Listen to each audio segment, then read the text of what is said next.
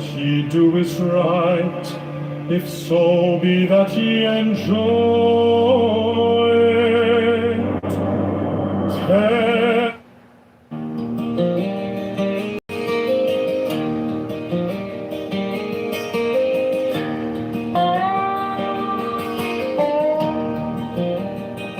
And I believe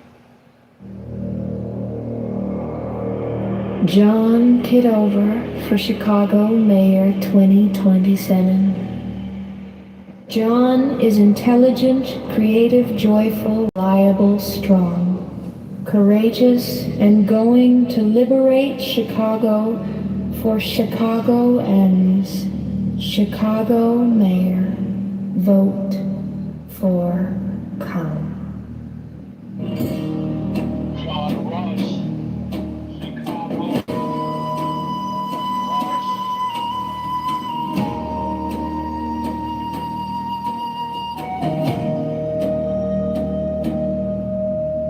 John Kitover for Chicago Mayor 2027. John is intelligent, creative, joyful, reliable, strong, courageous, and going to liberate Chicago for Chicago and Chicago. Mayor, vote for come. John Kitover for Chicago Mayor 2027. John is intelligent, creative, joyful, reliable, strong, courageous, and going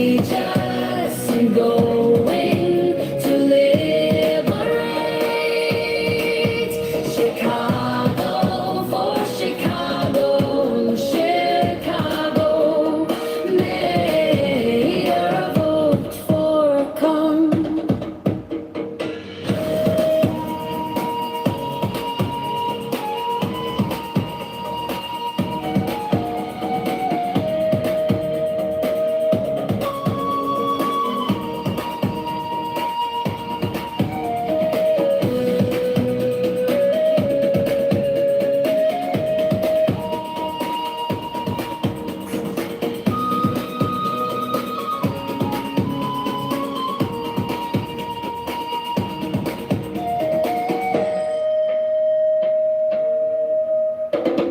John Kitover for Chicago Mayor 2027. John is intelligent, creative, joyful, reliable, strong, courageous, and going to liberate Chicago for Chicago in Chicago. Mayor, vote for come.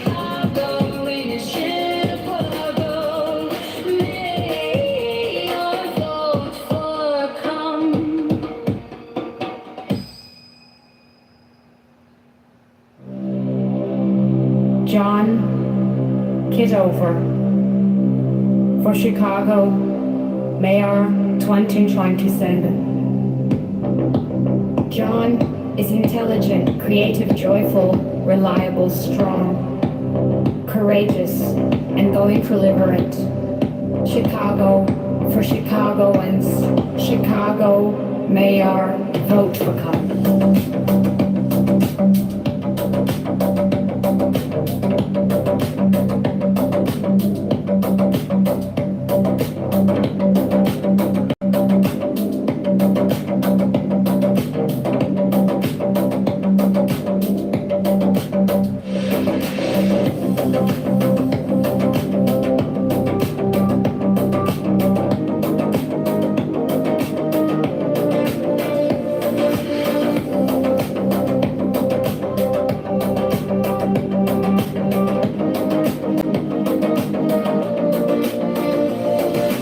John Kitover for Chicago Mayor 2026.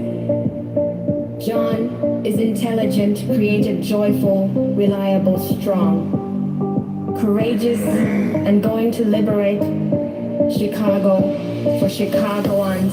Chicago Mayor, vote for come.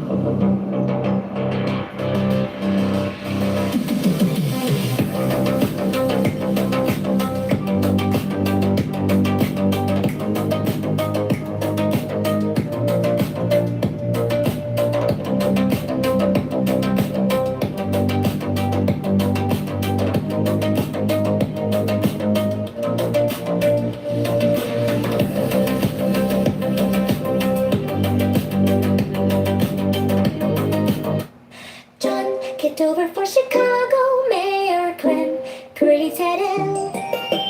John is intelligent, creative, joyful, reliable, strong, courageous, and going to liberate Chicago for Chicago Mayor vote for come.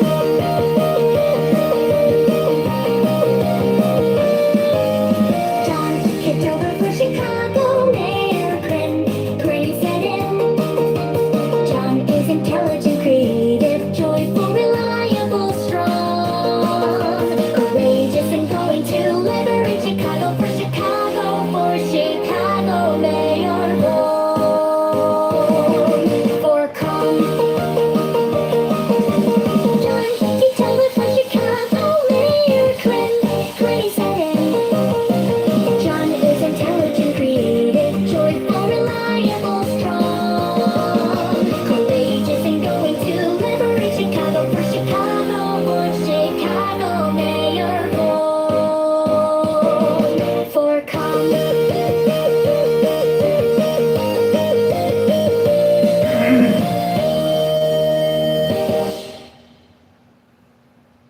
John Kitover for Chicago Mayor 22nd. John is intelligent, creative, joyful, reliable, strong, courageous, and going to liberate Chicago for Chicago Mayor vote for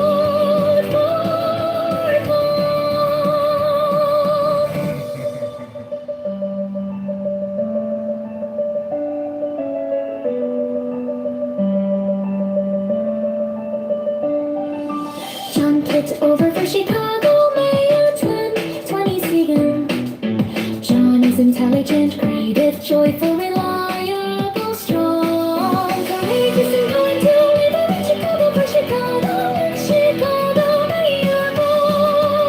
John Kitover for Chicago Mayor 22nd. John is intelligent,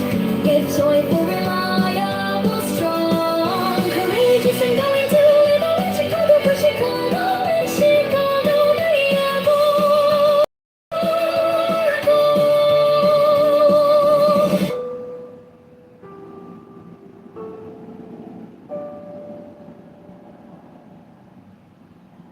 Kitover for Chicago Mayor 2027.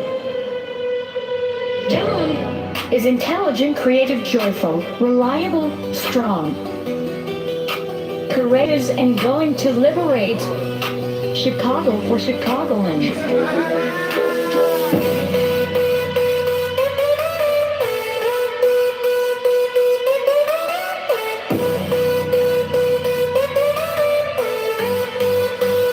Mayorbird.com. John Kitover. John Kitover. John Kitover. John Kitover. John Kitover. Mayorbird.com.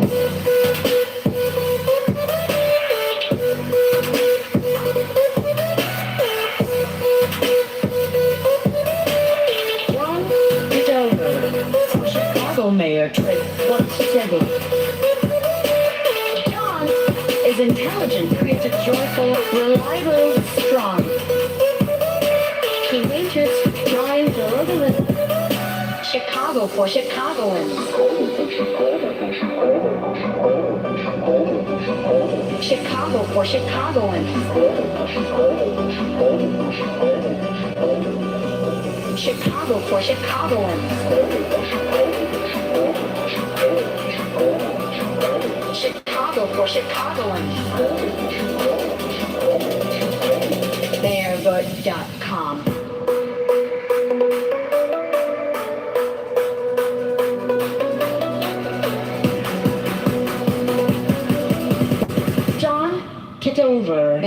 Kitover.com.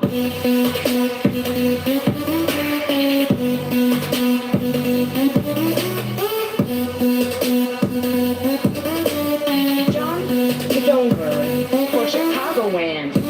Fella. John is intelligent, talented, joyful, reliable, strong, courageous, kind, and proven.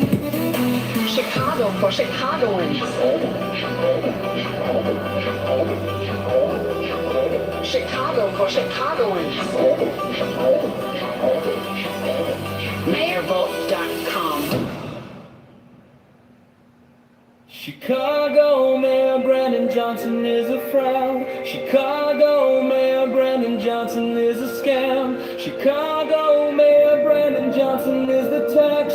Chicago Mayor Brandon Johnson is a liar. Chicago Mayor Brandon Johnson is a criminal. Almost won $3 billion to give to crony nonprofits. The C2 is a mafia propaganda organization. Affordability is a scam. Brandon Johnson is the tax. Open the books, transparency now. Public spending tracker now. Brandon Johnson is the tax. Brandon Johnson is the scam. Chicago Mayor Brandon Johnson is a fraud. Chicago Mayor Brandon Johnson is a scam. Chicago Mayor Brandon Johnson is the tax. Chicago Mayor Brandon Johnson is a liar. Chicago Mayor Brandon Johnson is a criminal. Borrows $1.3 billion to give to crony nonprofits. The CTU is a mafia propaganda organization. Affordability is a scam. Brandon Johnson is the tax. Open the books, transparency now. Public spending tracker now. Brandon Johnson is the tax. Brandon Johnson is the scam.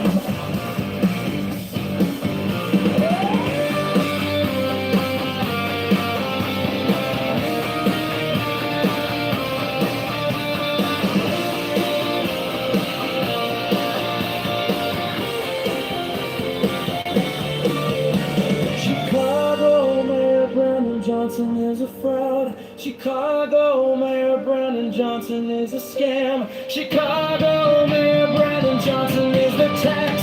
Chicago Mayor Brandon Johnson is a liar. Chicago Mayor Brandon Johnson is a criminal. Borrows $1.3 billion to give to crony nonprofits. The CTU is a mafia propaganda organization. Affordability is a scam. Brandon Johnson is the tax. Open the books, transparency now. Public spending tracker now. Brandon Johnson is the tax. Brandon Johnson is the scam.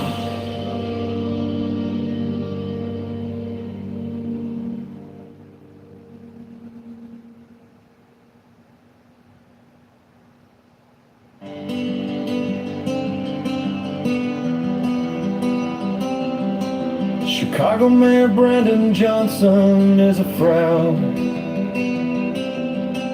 Chicago Mayor Brandon Johnson is a scam. Chicago Mayor Brandon Johnson is the tax. Chicago Mayor Brandon Johnson is a liar. Chicago Mayor Brandon Johnson is a criminal. Lost $1 billion to give to crony nonprofits. The C2 is a mafia propaganda organization. Affordability is a scam. Brandon Johnson is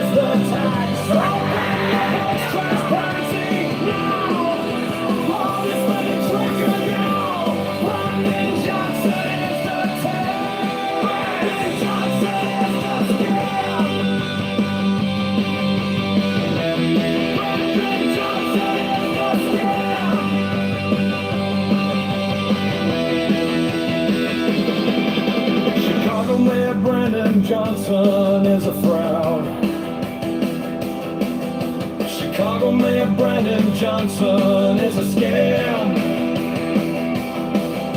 Chicago Mayor Brandon Johnson is the tax. Chicago Mayor Brandon Johnson is a liar. Chicago Mayor Brandon Johnson is a criminal. Boss wasn't being accused of trolling out. Prophecy too is a mafia propaganda. Organization affordability is a scam. Brandon Johnson is the tax. Open the books, transparency now. Public spending tracker now. Brandon Johnson is the tax. Brandon Johnson is the scam.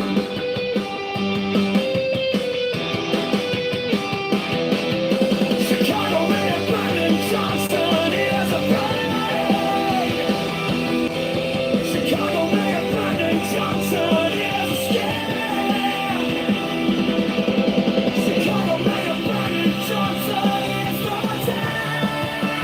the tax. Chicago Mayor Brandon Johnson is a liar. Chicago Mayor Brandon Johnson is a criminal. Boss want $3 billion to give to Tony on. Prophecy too is a mafia propaganda. Organization affordability is a scam. Brandon Johnson is the tax. Open the books, transparency now. Public spending tracker now. Brandon Johnson is the tax. Brandon Johnson is the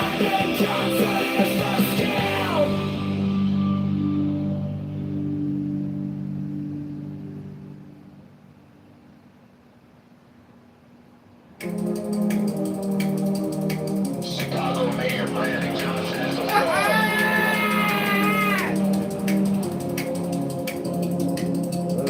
Chicago Mayor Brandon Johnson is a scam.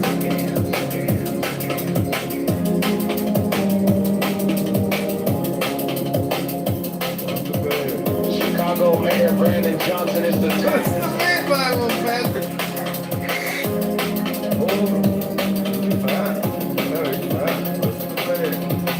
Chicago Mayor Brandon Johnson is a liar.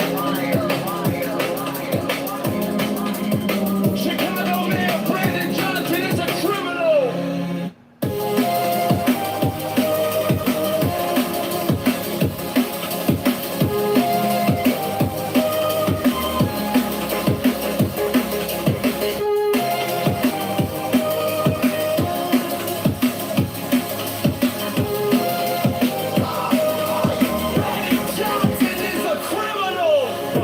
$3 billion to give to crony non-profits. The CTU is a mafia propaganda organization. Affordability is a scam. Brandon Johnson is the tax. Open the books, transparency now. Public spending tracker now. Brandon Johnson is the tax. Brandon Johnson is the scam.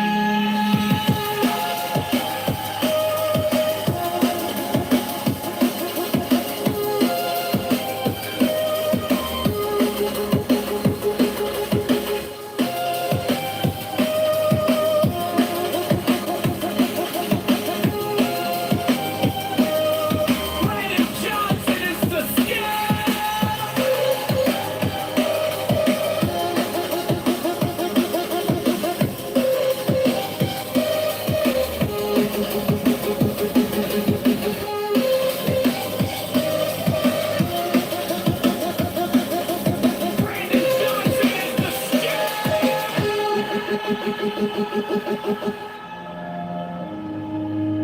Reparations for black slaves is a scam.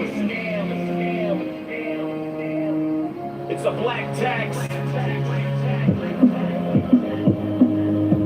Socialists are taxologists. All taxation is death.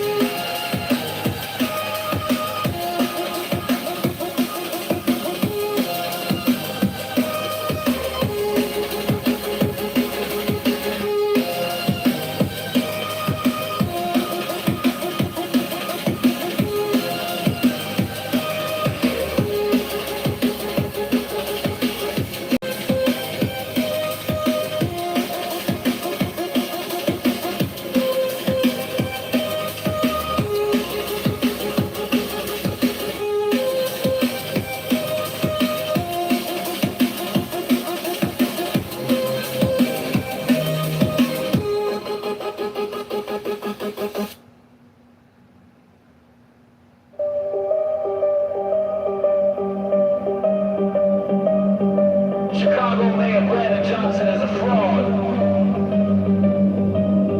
Chicago Mayor Brandon Johnson is a scam. Chicago Mayor Brandon Johnson is the tax. Chicago Mayor Brandon Johnson is a liar. Chicago Mayor Brandon Johnson is a criminal.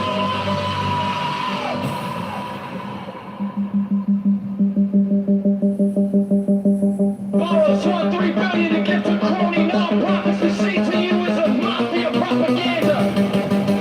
Organization of liability is a scam. Brandon Johnson is the tax. Open the books, transparency is the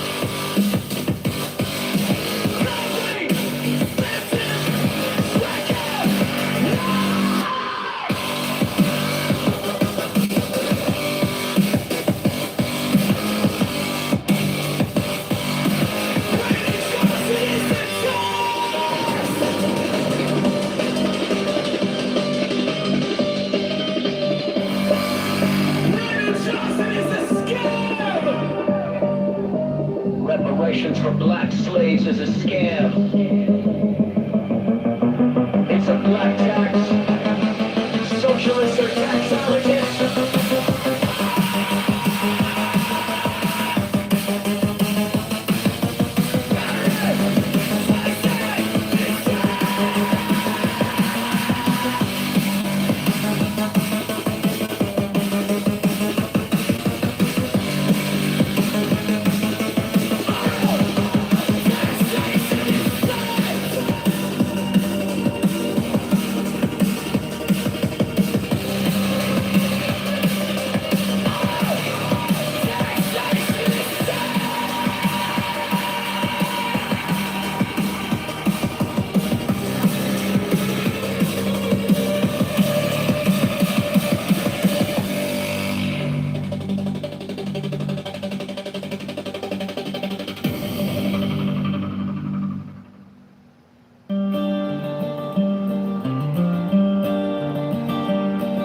Chicago Mayor Brandon Johnson is a fraud. Chicago Mayor Brandon Johnson is a scam. Chicago Mayor Brandon Johnson is the tax.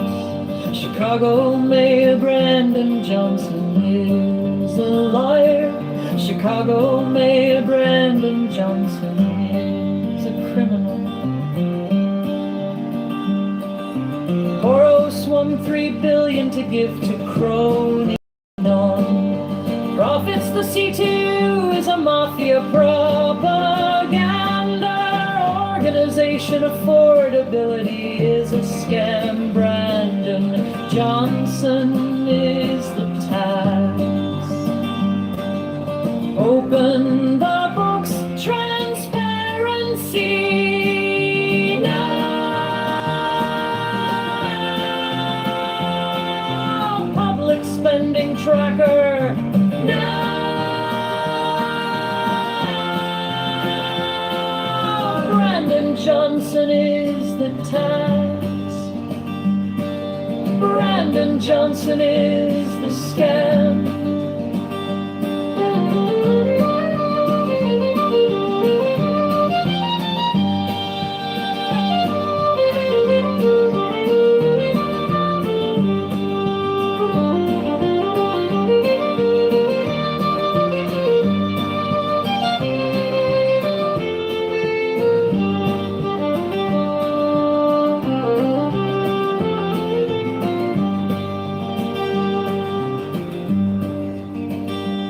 Reparations for black slaves is a scam.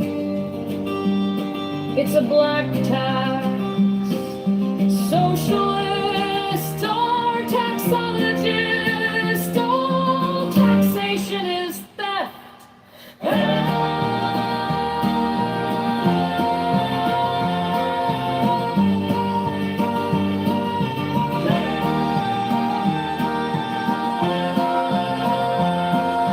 Brandon Johnson is the tax. Brandon Johnson is the scam.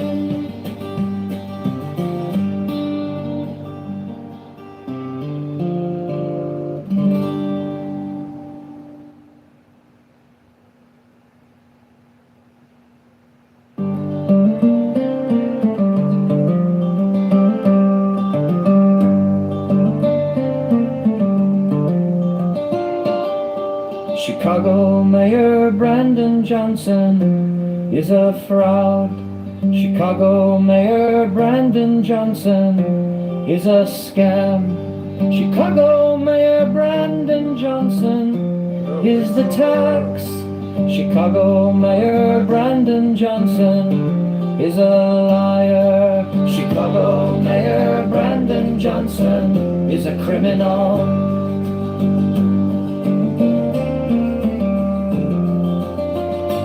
Borrows 1.3 billion to give to crony non-profits. The CTU is a mafia propaganda organization. Affordability is a scam. Brandon Johnson is the tax.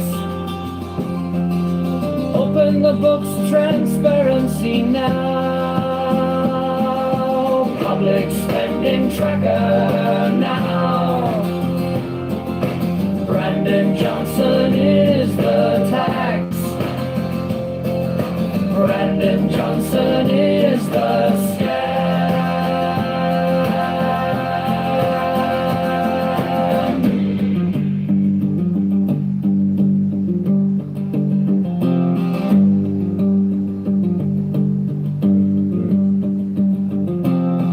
Reparations for black slaves is a scam. It's a black tax, socialists are taxologists. All taxation is theft.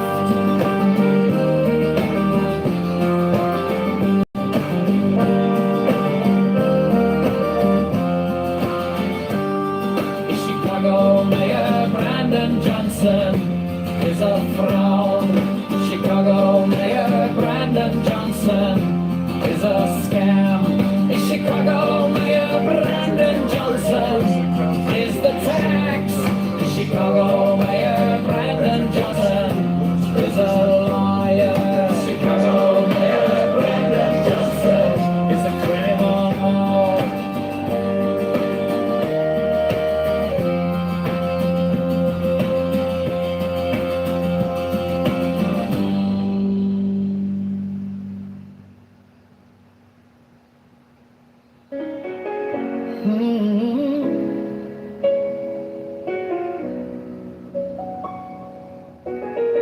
Chicago Mayor Brandon Johnson is a fraud. Chicago Mayor Brandon Johnson is a scam. Chicago Mayor Brandon Johnson is the tax. Chicago Mayor Brandon Johnson is a liar.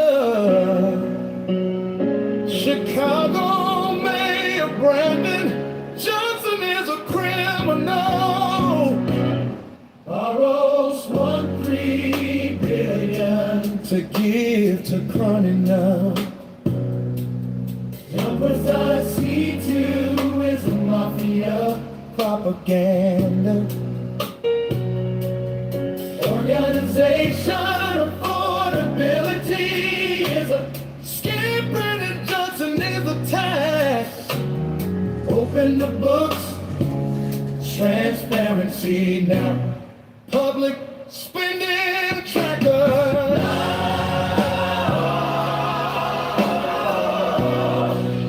Brandon Johnson is a tax. Brandon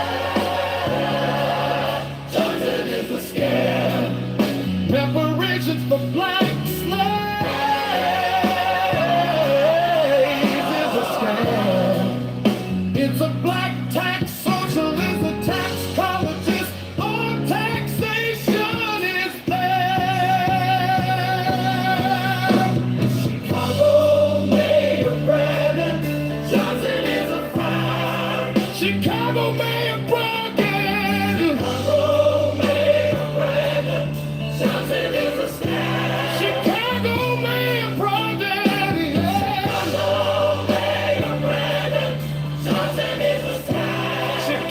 Mayor Brandon Johnson. Chicago Mayor Brandon is a liar. Chicago Mayor Brandon Johnson is a criminal. Borrows $1 billion. Chicago Mayor Brandon Johnson is a criminal. All responsibility to is a mafia propaganda organization. Accountability is a scam. Brandon Johnson is the tax. Open the books. Transparency now. Public spending tracker.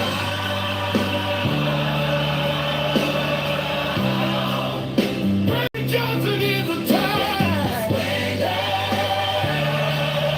Johnson is a scam. Reparations for black slaves is a scam. It's a black tax socialist attack. Apologist. All taxation is bad.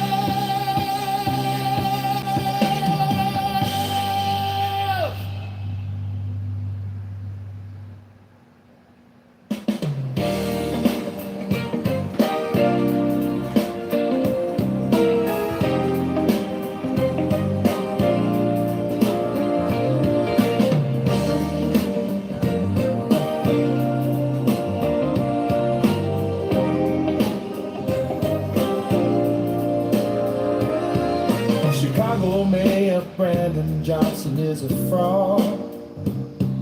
Chicago Mayor Brandon Johnson is a scam.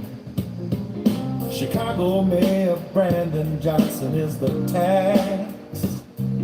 Chicago Mayor Brandon Johnson is a liar. Chicago Mayor Brandon Johnson is a criminal. Borrows $1.3 billion to give to crony none. Prophecy to you is a mafia propaganda. Organization affordability is a scam. Brandon Johnson is the tax. Open the books, transparency now. Public spending tracker. Now. Brandon Johnson is the tax. Oh, Brandon Johnson is the scam. Brandon Johnson is the scam. Oh, reparations for black slaves is a scam. It's a black tax, socialist, a taxologist, all taxation is there. Oh, Chicago Mayor Brandon Johnson is a scam. Chicago Mayor Brandon Johnson is a scam. Chicago Mayor Brandon Johnson is a criminal. Chicago Mayor.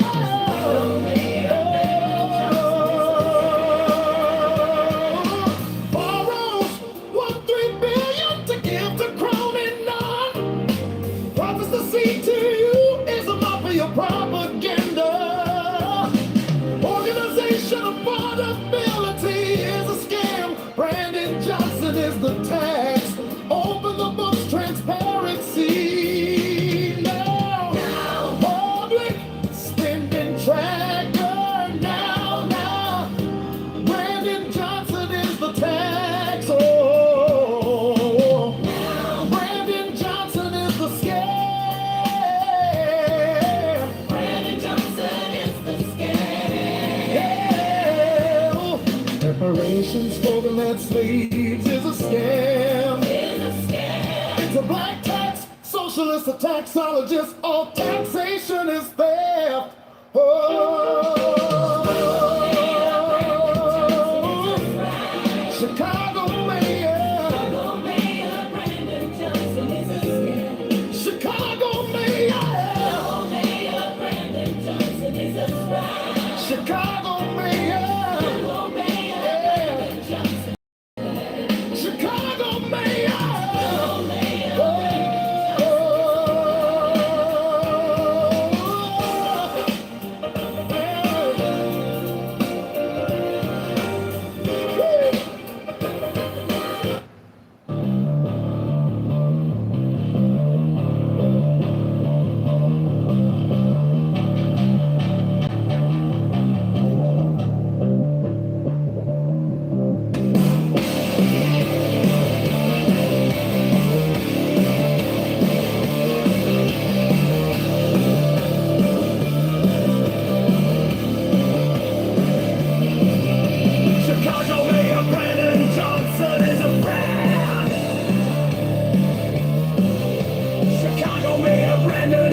Johnson is a scam.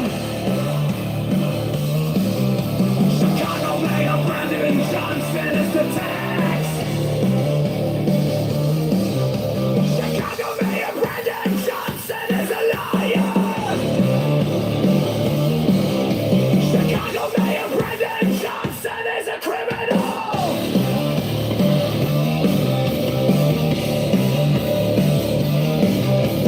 Borrows 1.3 billion to give to crony non.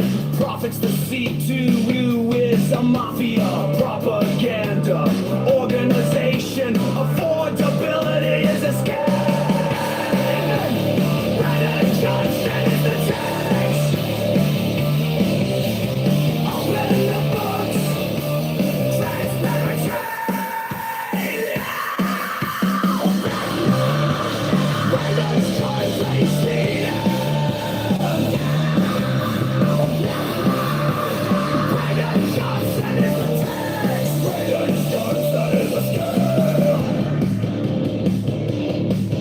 Reparations for black slaves is a scam. It's a black tax, socialist, a taxologist. All taxation is that affordability is a scam.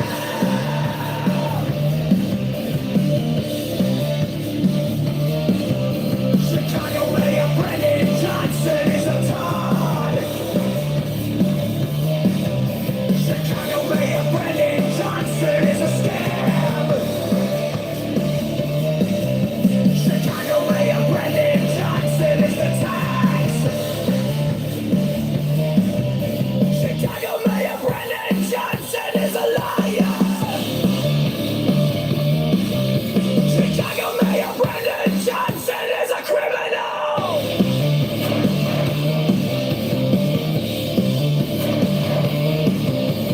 Borrows 1.3 billion to give to crony non. Profits the CTU is a mafia. Propaganda organization. Affordability is a scam. Brandon Johnson is a tax. Open the books. Transparency. What we're spending track of. Brandon Johnson is a tax. Brandon Johnson is a scam. Reparations for black slaves is a scam. It's a black tax, socialism, taxologist. All taxation is not affordability is a scam.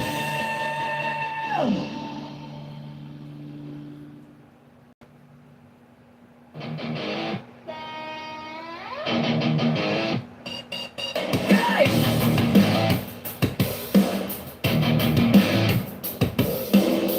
City bills on the kitchen table, red ink, same name on the label. You call it fair share, I call it a shakedown. Smile on the podium, hand in the playground. 1-3 in the dark, who's counting? Cronies lined up, hand down, all pouting. CTU speech like a script from a play. Confused as pops while you cash that bank. Brandon Johnson is the tax.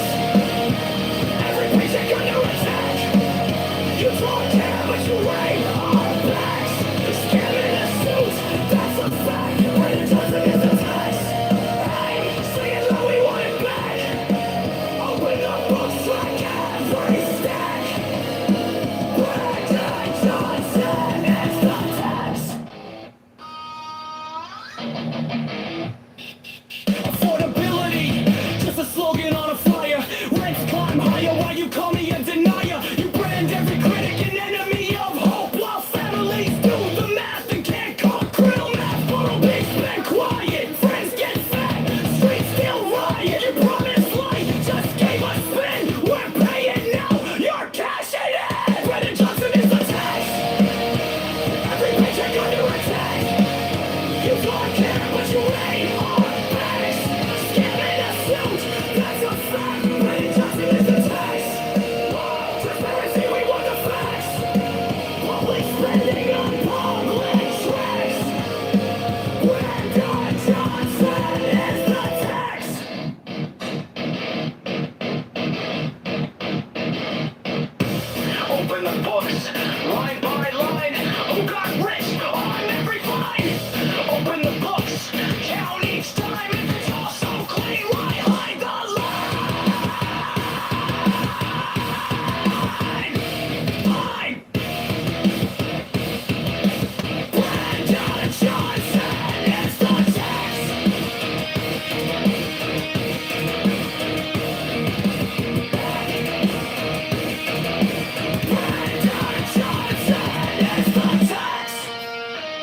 every paycheck under attack.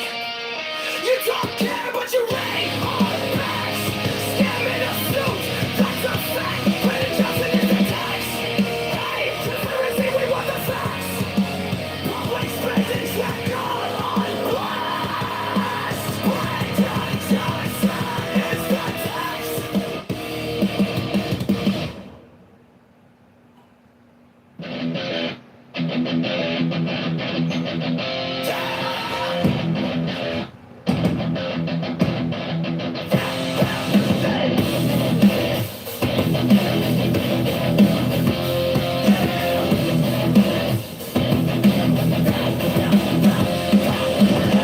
City bills on the kitchen table.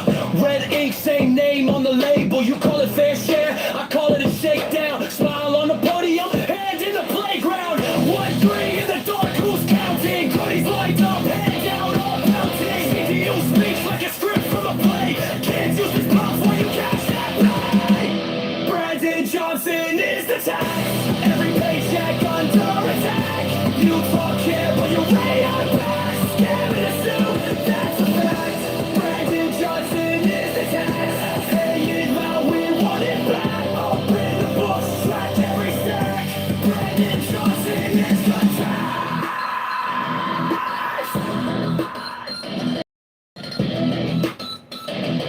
Yeah! Woo! Affordability, just a slogan on a flyer. Rents climb higher while you call me a denier. You brand every critic an enemy of hope. While families do the math and can't got caught. Criminal math, moral basement, quiet. Friends get fat, streets still riot. You promised lie, just gave us man. We're paying up, you cash it in. Brandon Johnson is the tax. Every paycheck under attack. You talk here, but you pay our back. Scam in a suit, that's a fact. Brandon Johnson is the tax. Transparency, we want the facts. Public spending on public tracks. Brandon Johnson is the tax.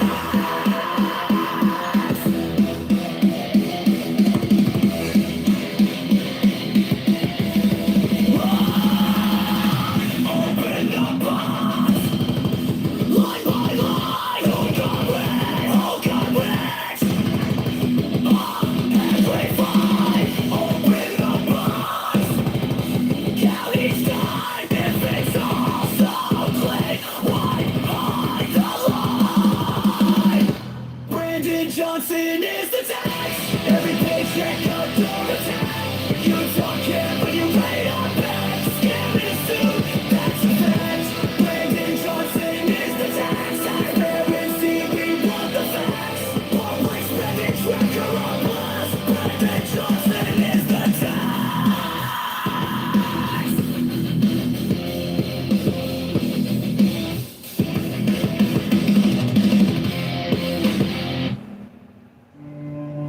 All that ye do is right, if so be that ye enjoy it. Then I am come against sorrow, against weariness, against them that seek to enslave you. 11, I pour you lustral wine, that giveth you delight both at the sunset and the dawn. 12, come with me, and I will give you all that is desirable upon the earth. 13, because I give you that of which earth and its joys are but as shadows.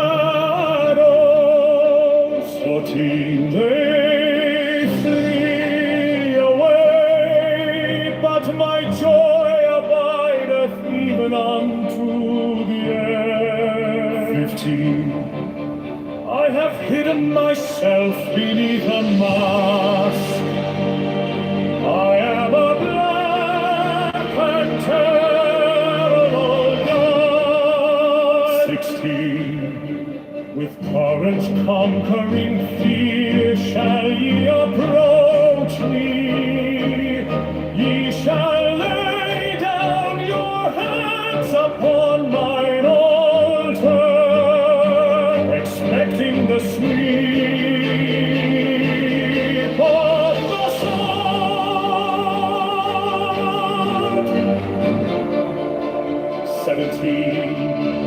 the first kiss of love shall be radiant on your lips, and all my darkness and terror shall turn to light and joy.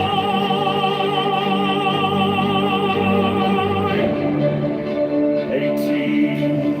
Only those who fear shall fail, those who have bent their to the yoke of slavery until they can no longer stand upright, them will I despise.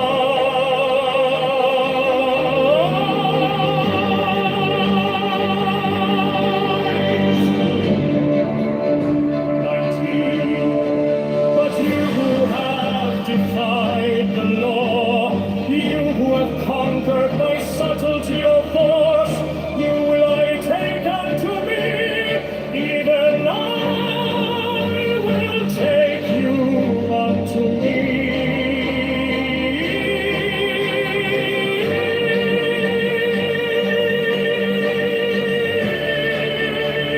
20. I ask you to sacrifice nothing at mine altar. I am the God who giveth all.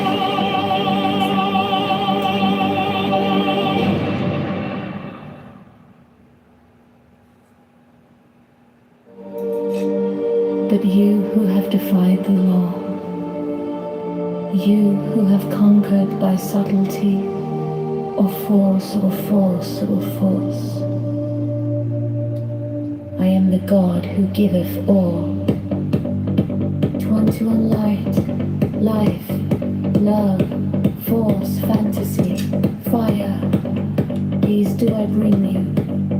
Mine hands are full of these. 20. There is joy in the setting out. There is joy in the journey. There is joy in the goal. 23.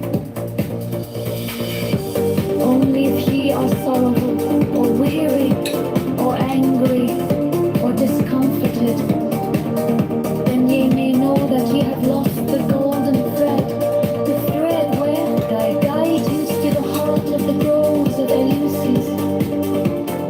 My disciples are proud and beautiful. They are strong and swift. They rule their way like mighty conquerors. 25. Or Enk, the timid, the imperfect, the cowardly, the poor, the tearful. These are mine enemies, and I am come to destroy them. 28. This also is compassion, an end to the sickness of birth, a rooting out of the weeds, a watering of the flowers. 21. O my children, ye are more beautiful than the flowers. Ye must not fade in your season. 28. I love you. I would sprinkle you with the divine dew of immortality. This immortality is no vain hope beyond the grave. I offer you the certain consciousness of bliss. 30. I offer it at once on earth. For an hour hath struck upon the bell. Ye shall be with me in the abodes that are beyond decay.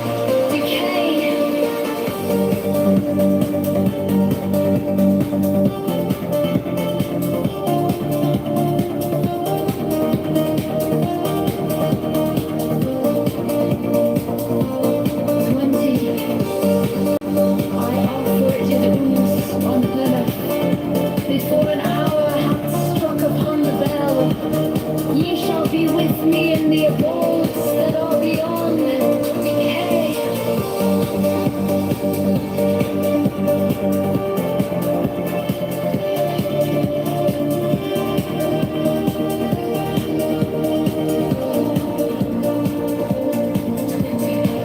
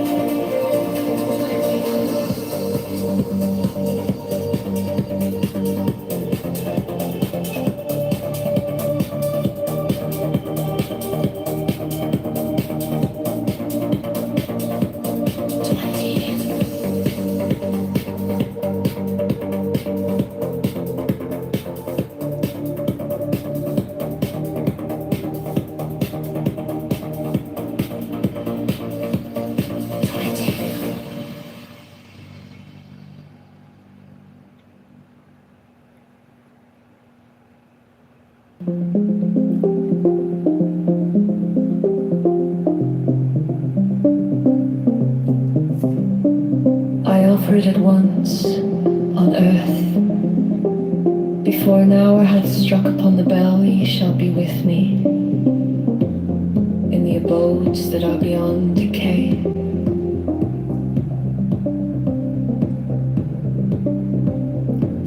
Also I give you power earthly and joy earthly, wealth and health and length of days. Adoration and love shall cling to your feet and twine around your heart.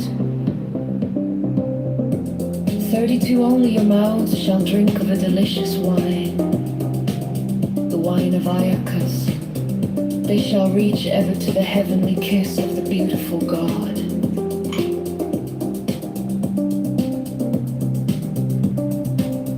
33 I reveal unto you a great mystery. Ye stand between the abyss of height and the abyss of depth. 34 and I awaits you a companion, and that companion is yourself. 35 ye can have no other companion.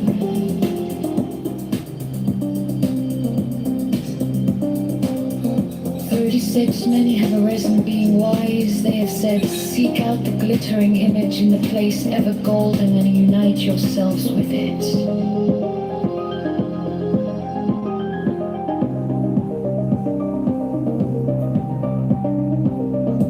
37 many have arisen being foolish. They have said, stoop down unto the darkly splendid world and be wedded to that blind creature of the slime.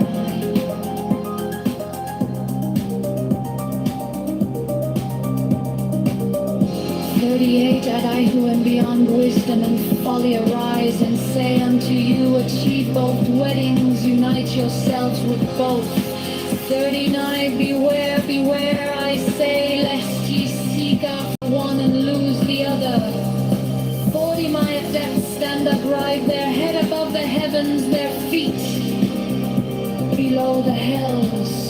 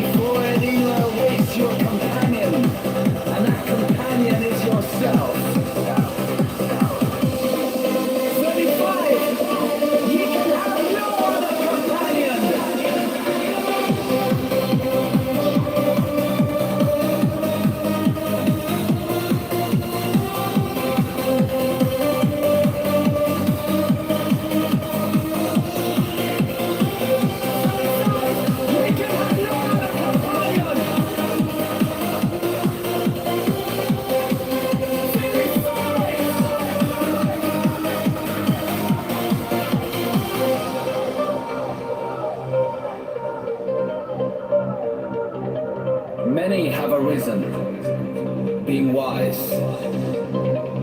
They have said, seek out the glittering image in the place ever golden, and unite yourselves with it. 37 many have arisen, being foolish. They have said, stoop down unto the darkly splendid world and be wedded to that blind creature of the slime. 38 I who am beyond wisdom and folly arise and say unto you, achieve both weddings, unite yourself with both.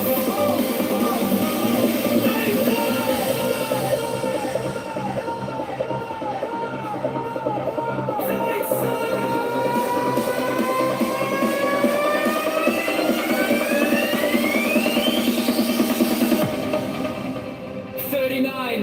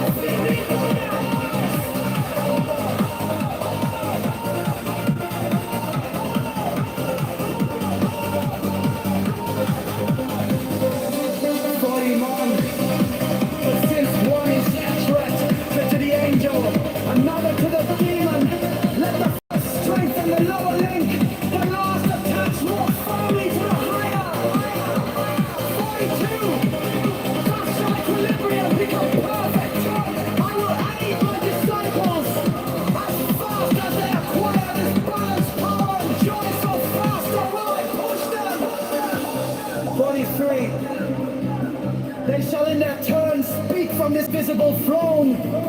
Their words shall illumine the world. 44, they shall be masters of majesty and light. They shall be beautiful and joyous. They shall be clothed with victory and splendor. They shall stand upon the firm foundation. The kingdom shall be theirs.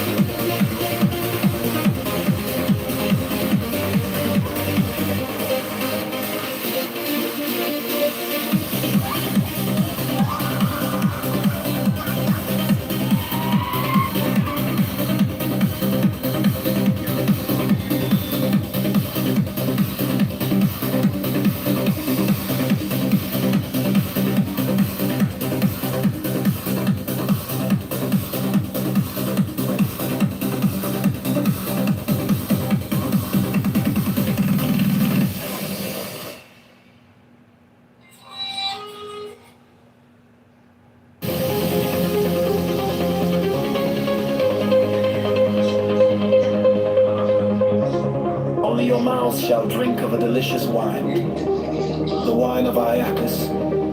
They shall reach ever to the heavenly kiss of the beautiful God. 33.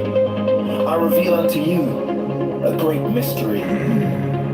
Ye stand between the abyss of height and the abyss of depth. Governor control of thought. Constrain the mind to concentrate itself upon a single simple object imagined. The 5 tatwas are useful for this purpose. They are a black oval, a blue disc, a silver crescent, a yellow square, a red triangle. Proceed to combinations of simple objects, e.g. a black oval within a yellow square, and so on.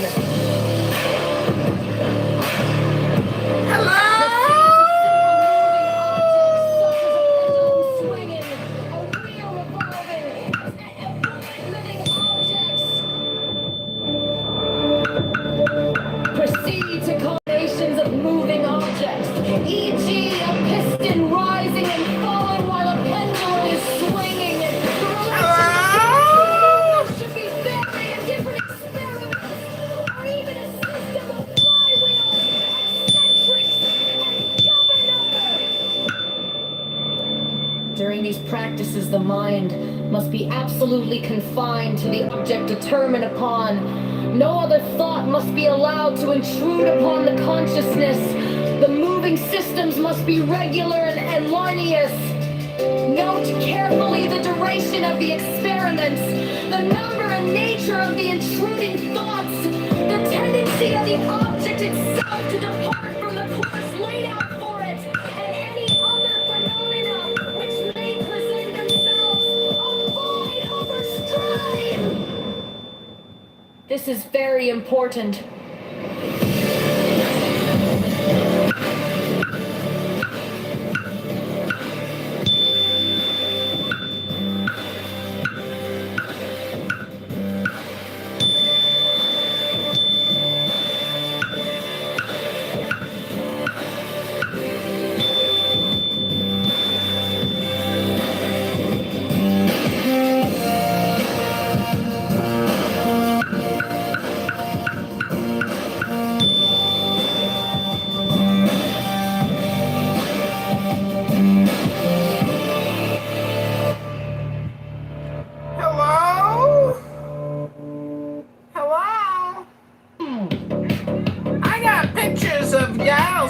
for sale. $10 a pussy pick. $10 a titty. Yes, pussy pics are for sale. Hello?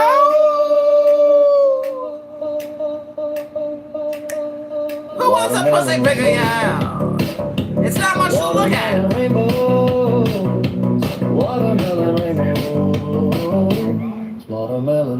Name of this song is Watermelon Rainbows. Bluebell Orange Haze. Bluebell Orange Haze. Bluebell Orange Haze. Catching neon futures. Catching neon futures. Neon futures. Catching neon futures. What the fuck happened to that room, guys? It was going so well. We were having so much fun. The Night King, the NFR, Yael, Michelle. It was going so great. What happened? Hello?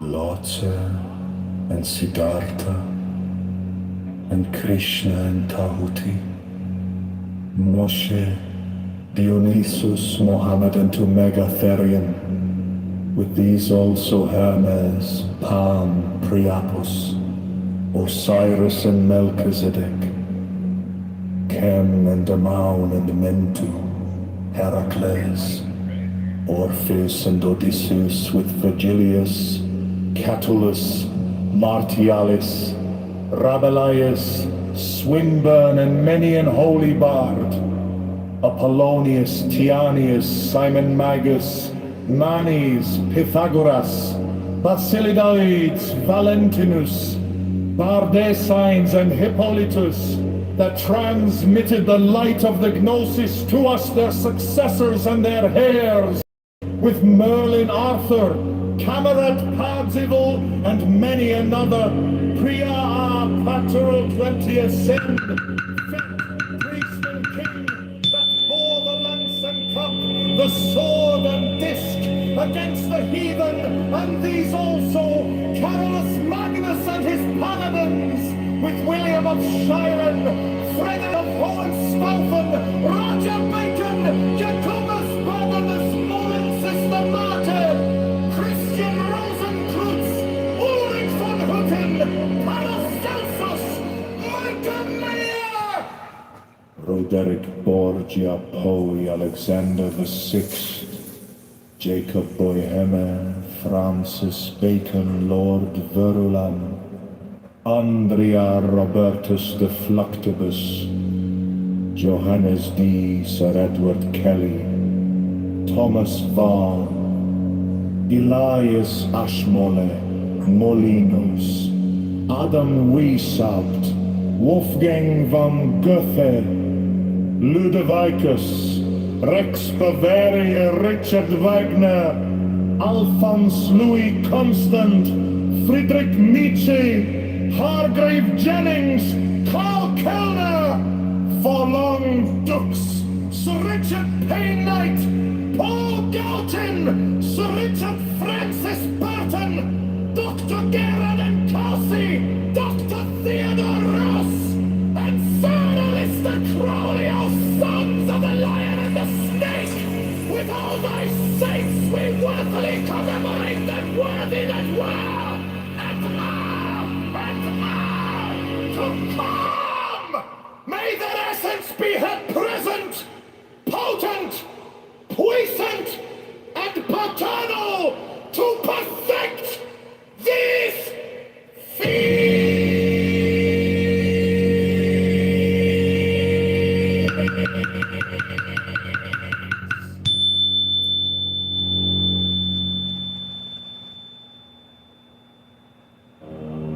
Look who it Madame is! Blavatsky.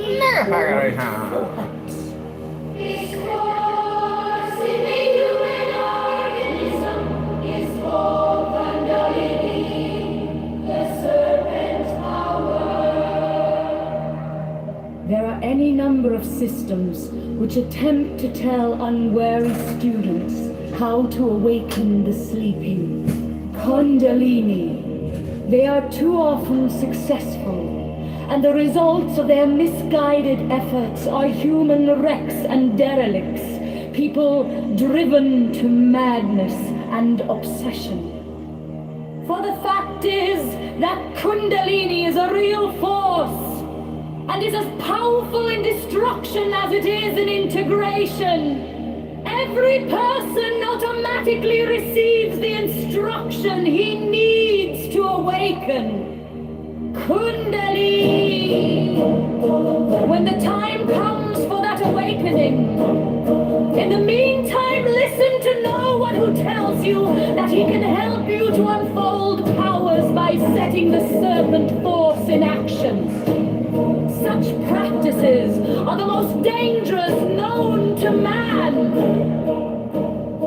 The proper way to prepare yourself for the time when you can do such a thing safely is to learn how to control your body, your mind, and your emotions. When you have done this, you know what your next step is to be. Kundalini is not a force to be feared. You really use it every day of your life, but you use it naturally and without giving it conscious attention. For even in its latent state, it is the force behind your activities. It is automatically controlled by subconsciousness. Subconsciousness is the woman in Kiev, and she has the lion in complete control.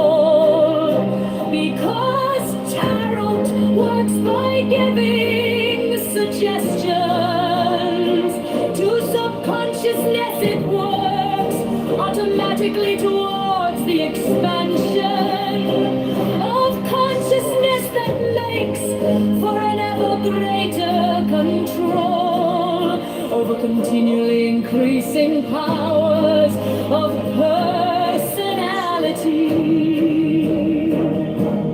The other symbolism in this key has been explained elsewhere. 9! The Hermit! The Hermit represents the one identity. Or I am, he represents the consciousness of the man who has attained enlightenment. And he stands upon the mountain peaks as a light bearer for those below him on the path. He is solitary, alone. This symbolism points to the fact that in reality the central self of every one of us, which seems to us to be separate from every other self, is that same one identity. Because this key represents the one identity, it also symbolizes will, since the manifested universe came into being by an act of the primal will of the one identity.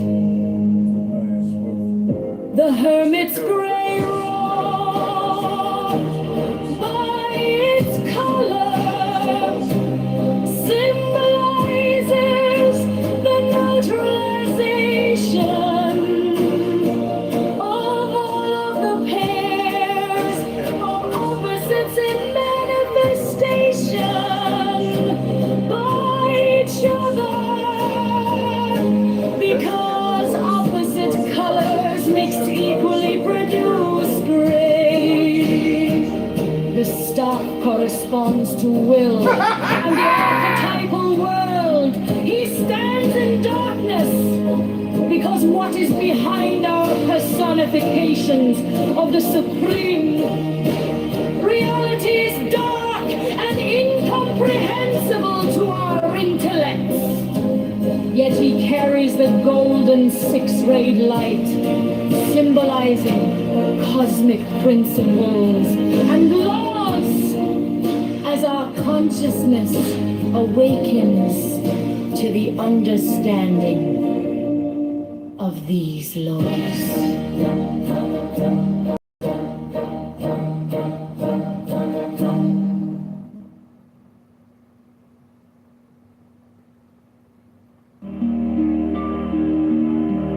Madame Blavatsky called thought.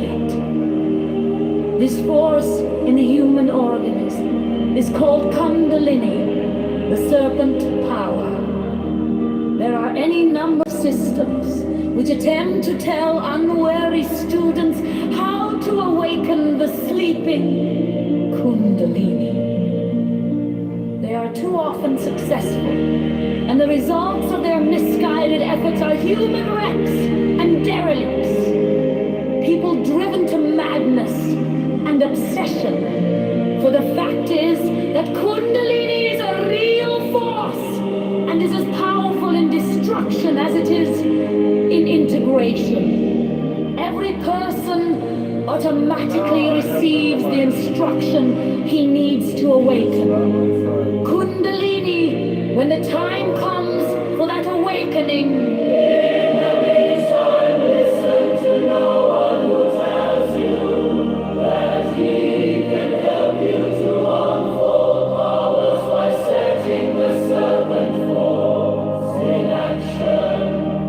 such practices are the most dangerous known to man. The proper way to prepare yourself for the time when you can do such a thing safely is to learn how to control your body, your mind, and your emotions. When you have done this, you will know what your next step is to be. Kundalini is not a force to be feared. You really use it every day of your life, but you use it naturally and without giving it conscious attention. For even in its latent state, it is the force behind your activities. It is automatically controlled by subconsciousness. Subconsciousness is the woman in Kiate, and she has the lion in complete control. Because Tarat works by giving suggestions to subconsciousness. It works automatically towards the expansion of consciousness that makes for an ever greater control over continually increasing powers of personality. The other symbolism in this key has been explained elsewhere. 9. The Hermit. The Hermit represents the one identity. Or I am, he represents the consciousness of the man who has attained enlightenment. And he stands upon the mountain peaks as a light bearer for those below him on the path. He is solitary, alone. This symbolism points to the fact that in reality, the central self of every one of us, which seems to us to be separate from every other self, is that same one identity. Because this key represents the one identity. It also symbolizes, since the manifested universe came into being by an act of the primal will of the one identity. The hermit's gray robe by its color symbolizes the notionalization of all of the pairs of opposites in manifestation by each other. Because opposite colors mixed equally produce gray. The stuff corresponds to will and the archetypal world. He stands in darkness because what is behind our personifications of the Supreme. Reality is dark and incomprehensible to our intellects, yet he carries the golden six-rayed light, symbolizing cosmic principles and laws. As our consciousness awakens to the understanding of these laws,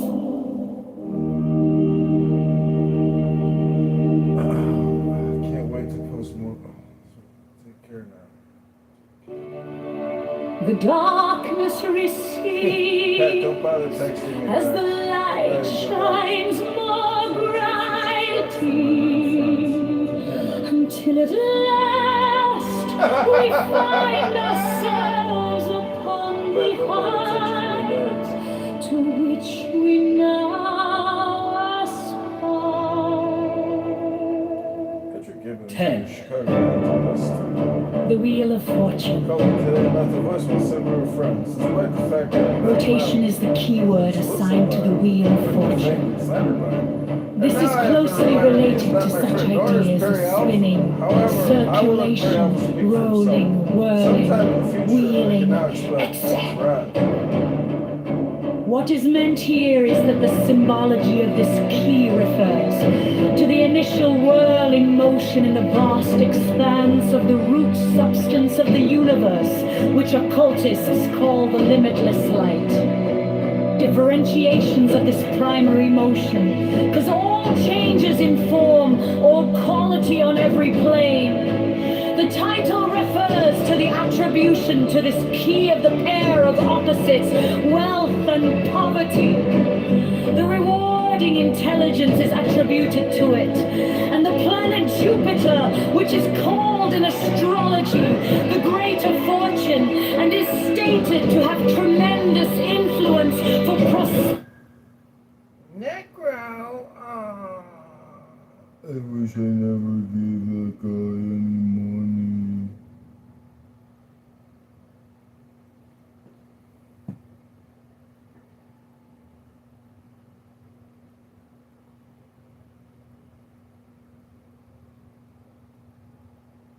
This is Chicago mayoral candidate John Kitover. Here is a voicemail from Patrick Gibbons, a Chicago activist. Hey, John, this is Patrick Gibbons.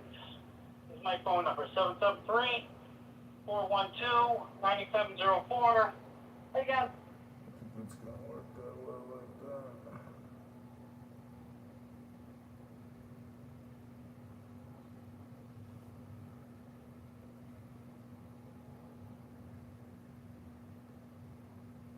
This is Chicago mayoral candidate John Kitover. I got a threatening voicemail from Patrick Gibbons, a Chicago activist.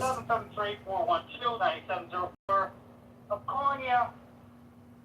We always had a good relationship, you and me. Friendship, we did. Never We met still him. do.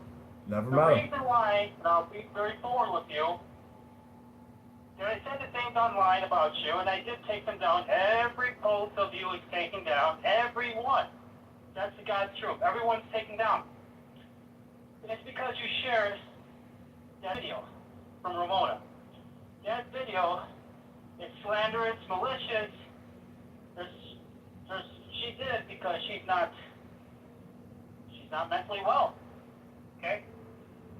In response to it, I have 5 police reports on her for domestic abuse. I have. As if I give a fuck about any of this. Why is some guy randomly calling me to tell me about his domestic issues? I have a restraining order on her in 2023. Wow, great. So happy and proud for Now, all her. this stuff, John, doesn't mean shit probably, but it's all going to come out.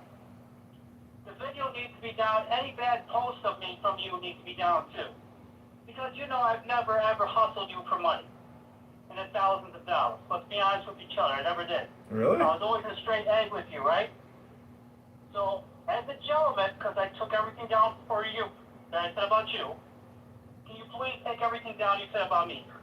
On all your accounts, on YouTube, Facebook, and Twitter. As far as Maxwell Rights goes, if he doesn't take you down eventually, then You know what? The secret of Ramona's going to be all out anyways. And my attorney will tell him to take it down. Because it's slanderous. The only physical abuse is on Ramona's side to me. And I can prove that very easily. I just wish Max was a gentleman to take everything down, because if he were to do that, I'll take everything down out of him. Because I'm telling the truth. Can you please take everything down? Give me a call when you can. Bye. All right, that's Patrick Gibbons, a local Chicago activist. This is John Kitover, Chicago mayoral candidate, responding to a recent threat. He's saying that as for you, sir, me nor Mr. Abazi is your friend. You will find this out sometime in the near future. Pat, that's how Pat Gibbons does business. This is Chicago mayoral candidate John Kitover. Go to ChicagoMayorVote.com.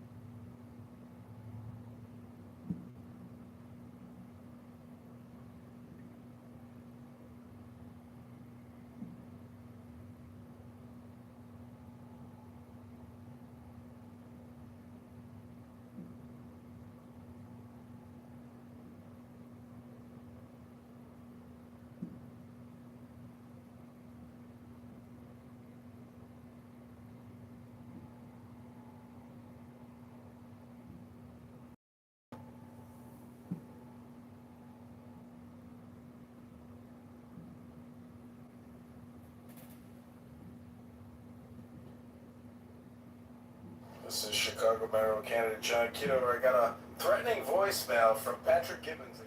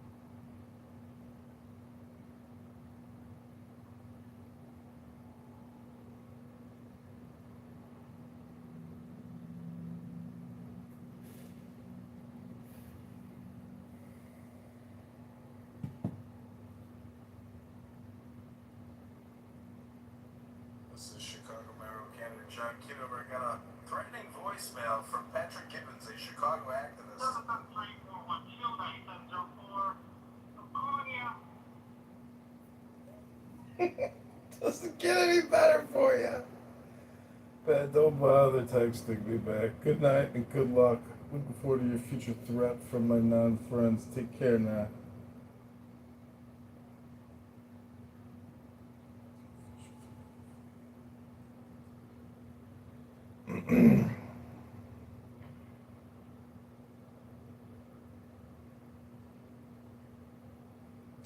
Patrick Gibbons, a Chicago activist, political communication consultant, and Chicago Police Accountability Board candidate, left me a threatening voicemail and text message today.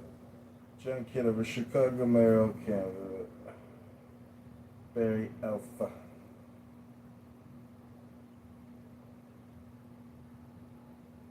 This is Chicago mayoral candidate John Kitover. I got a threatening voicemail from Patrick Gibbons.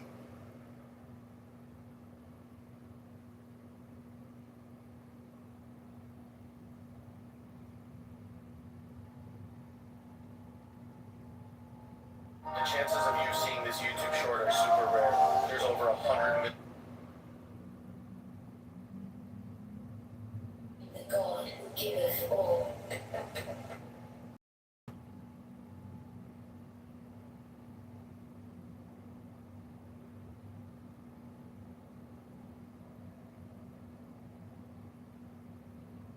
Patrick Gibbons, a Chicago activist, political communication consultant, and Chicago Police Accountability, left me a threatening voicemail and text message today.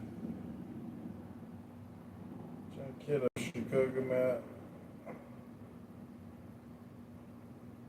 Maybe it's for you. Any harassment is not long. It's for you, sir. Me and Mr. Bosley, your friend. You find us out sometime in the near future. Patrick Gibbons. The Chicago activist called me today, left me a voicemail, and said we were friends. Despite the fact that I've never met him, I've been solicited by him, I've been defamed and slandered by him, and now I've been reminded he is not my friend, nor is Perry Alpha. However, I will let Perry Alpha speak for himself. Sometime in the near future, I cannot expect a threat.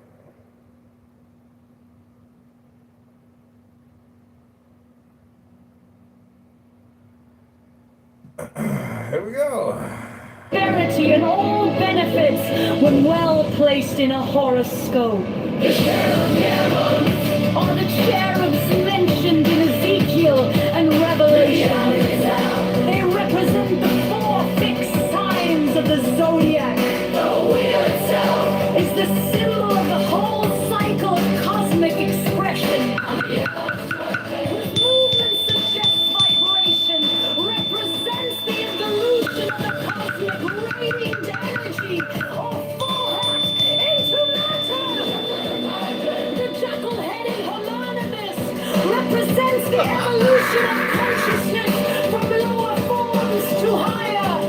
Finally, the Sphinx typifies the real self of man. I finished its evolution, but it's higher in this cycle of manifestation. 11. Justice. This key is the center of the tarot pack. It stands for equilibrium, balance, etc., symbolized by the title and the scales. These also symbolize the Hindu doctrine of karma, which literally means action or work. It manifests itself in the form of a law of undeviating justice. This doctrine is expressed in the Judeo-Christian dictum, as a man soweth, so shall he also reap. In physics it is stated that every action has an equal and opposite reaction. It is the entire appearance of cause-effect. The 2 curtains, suggesting duality, represent balance by their symmetrical arrangement. The throne repeats the pillar and veils symbolism of key 2. The circle and square on the front of the crown refer to the movement of spirit within material forms. The sword represents discrimination, which is closely allied to the idea of justice.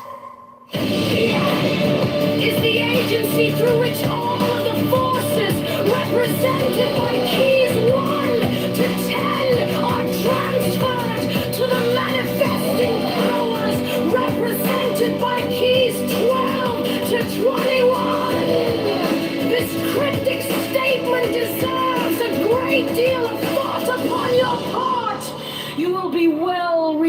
rewarded for your effort.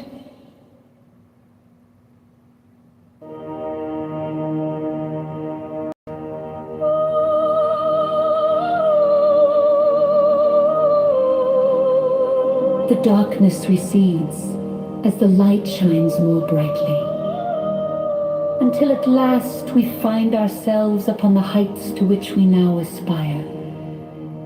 10. The Wheel of Fortune is the key word assigned to the Wheel of Fortune. Related to such ideas as spinning, circulation, rolling, whirling, wheeling, ether. What is meant here is that the symbology of this key refers to the initial whirling motion in the vast expanse of the root substance of the universe, which occultists call the limitless light. Differentiations of this primary motion cause all changes in form or quality on every plane. The title refers to the attribution to this key of the pair of opposites, wealth and cavity. The rewarding intelligence is attributed to it, and the planet Jupiter, which is called in astrology the greater fortune, and is stated to have tremendous influence for prosperity and all benefits when well placed in a horoscope. The cherubic emblems are the cherubs mentioned in Ezekiel and Revelation. They represent the four fixed signs of the zodiac. The wheel itself is the symbol of the whole cycle of cosmic expression. The yellow serpent, whose movement suggests vibration, represents the involution of the cosmic radiant energy, or thought, into matter. The jackal-headed homonibus represents the evolution of consciousness from lower forms to higher. Finally, the Sphinx typifies the real self of man, having finished its evolutionary journey in this cycle of manifestation.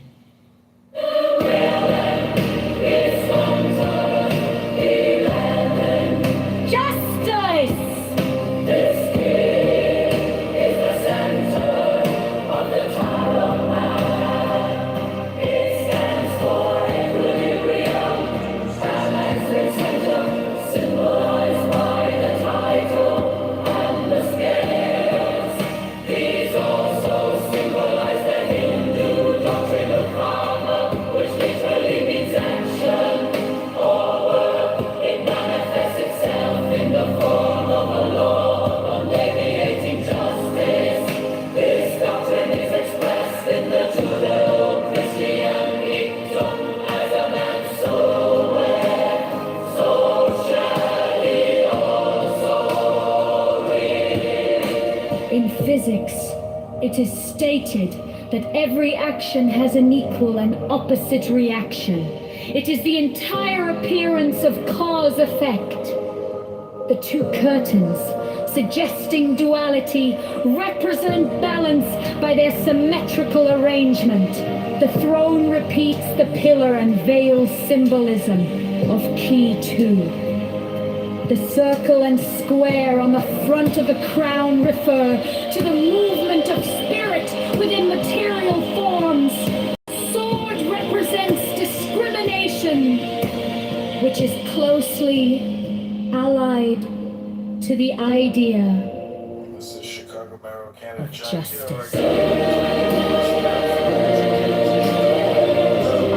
Key 11 is the agency through which all of the forces, represented by keys 1 to 10, are transferred to the manifesting powers, represented by keys 12 to 21.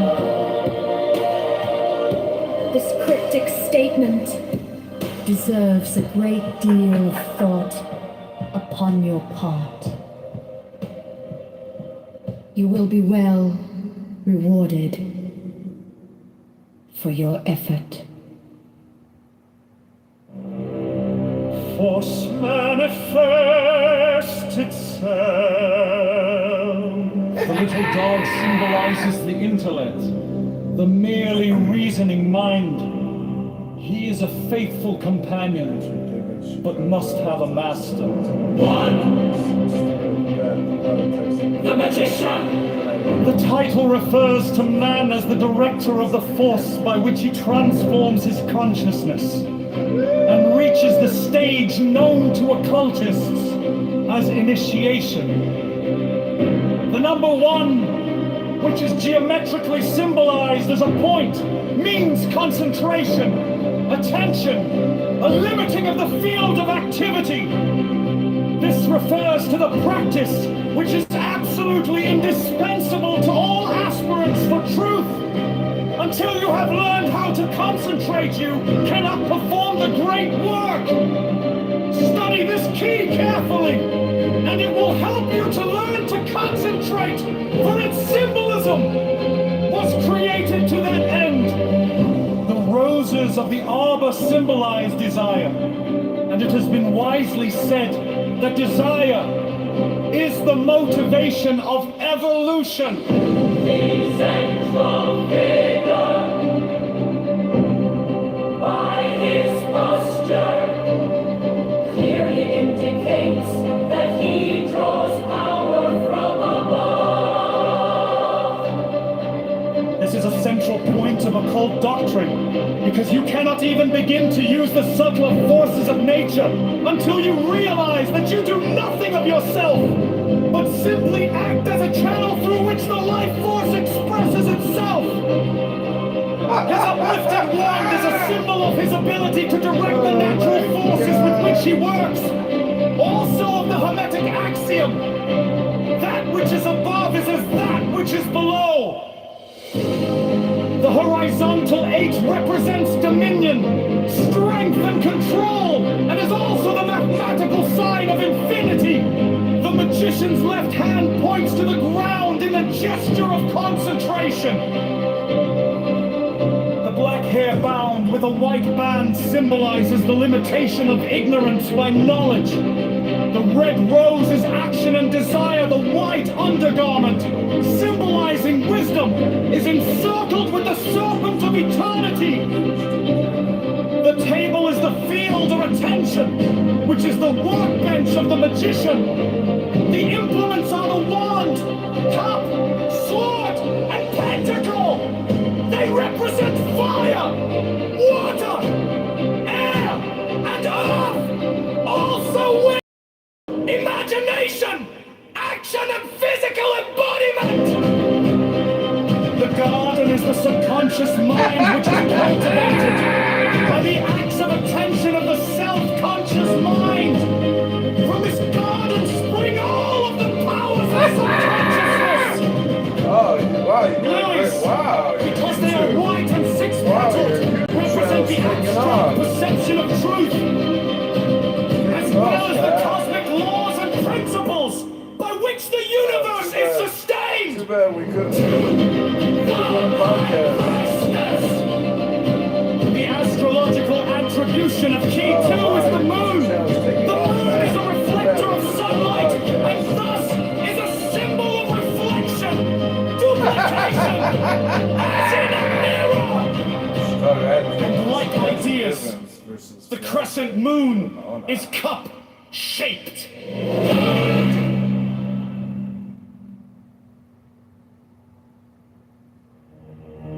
Force manifests itself.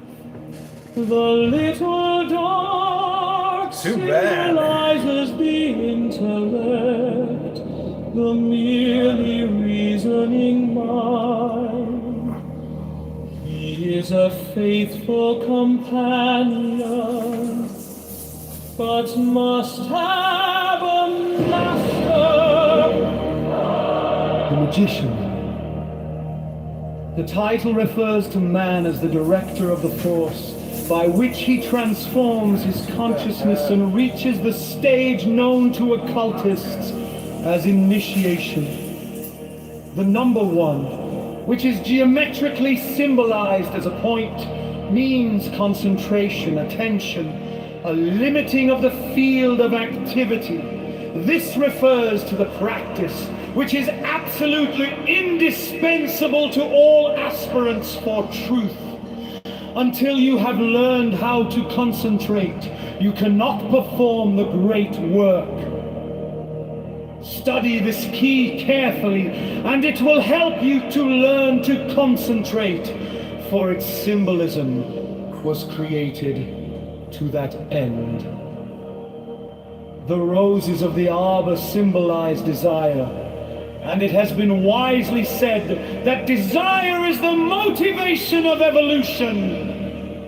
The central figure, by his posture, clearly indicates that he draws power from above. This is a central point of occulted doctrine, because you cannot even begin to use the subtler forces of nature until you realize that you do nothing of yourself, but simply act as a channel through which the life force expresses itself.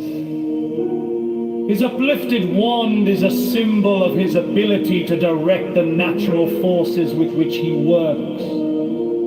Also of the Hermetic axiom, that which is above is as that which is below. The horizontal 8 represents dominion, strength and control, and is also the mathematical sign of infinity. The magician's left hand points to the ground in the gesture of concentration. The black hair bound with a white band symbolizes the limitation of ignorance by knowledge. The red rose is action and desire. The white undergarment, symbolizing wisdom, is encircled the serpent of eternity. The table is the field of attention, which is the workbench of the magician. The implants are the wand, cup, sword, and pentacle. They represent fire, water, air, and earth. Also will, imagination, action, and physical embodiment. The garden is the subconscious mind, which is cultivated by the acts of attention of the self-conscious mind. From this garden spring all of the powers of subconsciousness. Lilies, because they are white and six-petaled, represent the abstract perception of truth, as well as the cosmic laws and principles by which the universe is sustained. To the High Priestess. The astrological attribution of Kitover is the moon. The moon is a reflector of sunlight, and thus is a symbol of reflection, duplication, as in a mirror, and ideas. The crescent moon is cup-shaped, and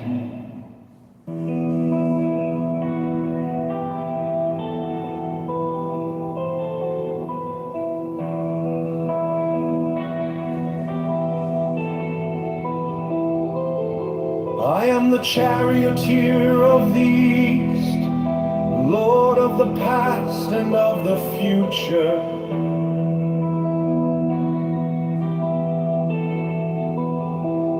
I see by mine own inward light, Lord of resurrection, who cometh forth from the dust, and my birth is from the house of death.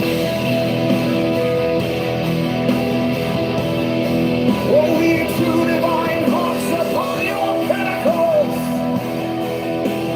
over the universe, yea, who company the bier to the house of rest, who pilot the ship of love, advancing onwards to the heights of heaven.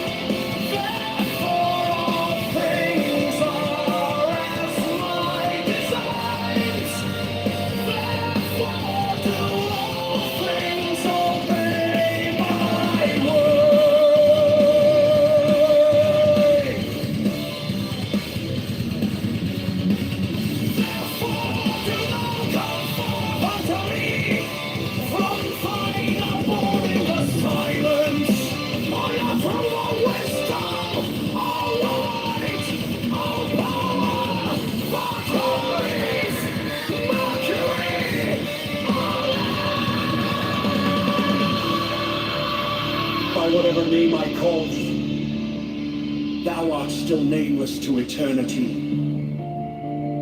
Come thou forth, I say, and aid and guard me in this work of art.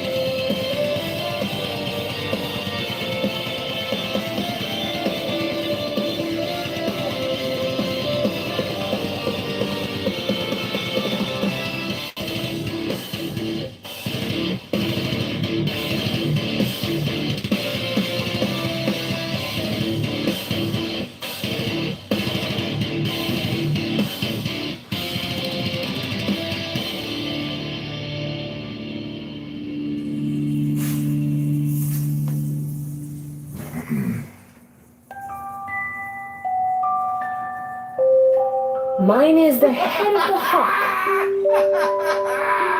Abrahadabra.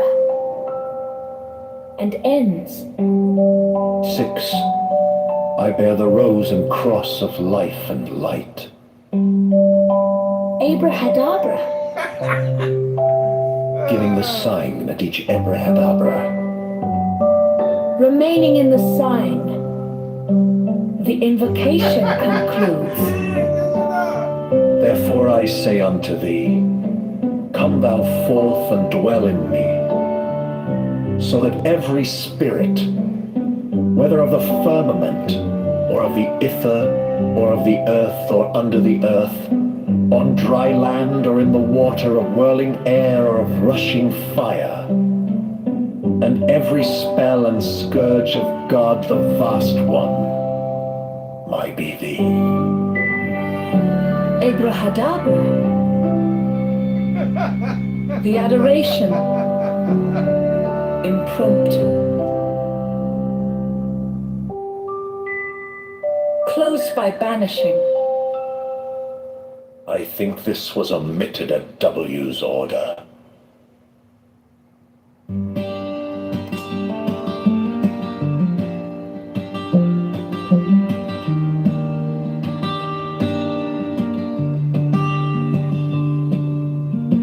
The letters around the rim are Enochian letters, facing outward in the illustration, including the corner letters facing toward the outer point of each corner. The two overlapping equilateral triangles shown in the interior of the figure are composed of thin, solid lines and somewhat closer in their bases to the top and bottom of the square than shown here. In the illustration, the base angles touch the fourth edge letter from the corner in each instance. The rectangular grid with Enochian letters in the center of the diagram has been adjusted to align with the edge letters of the original illustration.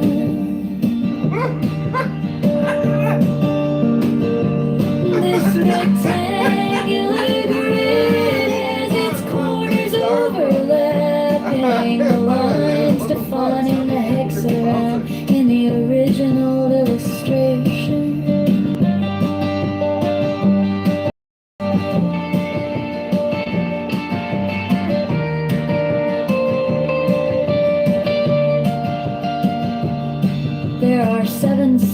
devices. 5 squares and 2 circles symmetrically arranged in the pattern of a 7-pointed star with point upward. There is no actual 7-pointed star drawn. These devices are all oriented to be viewed from the center of the figure. Their size is about that of 3-edged divisions vertically and horizontally, and their text would be at right angles to any straight line that might be drawn from the center of the figure. These devices have been represented by the numbers 1 through 7 in the approximation above. They are separately approximated below, not to scale.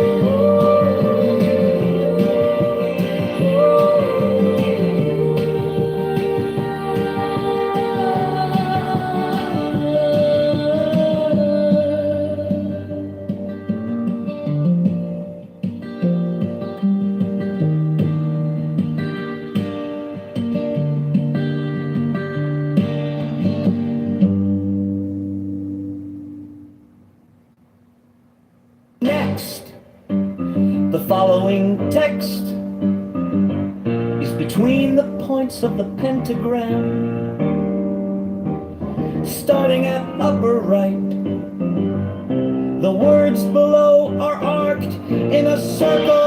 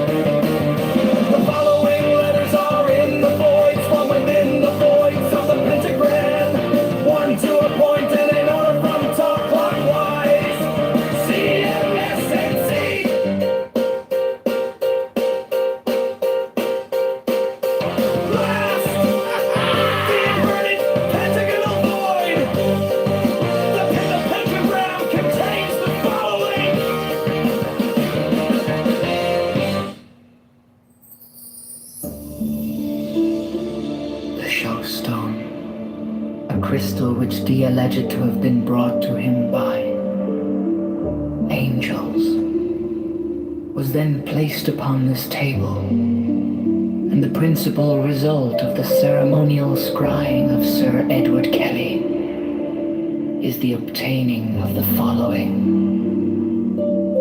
diagrams, plates, viewing. He symbolized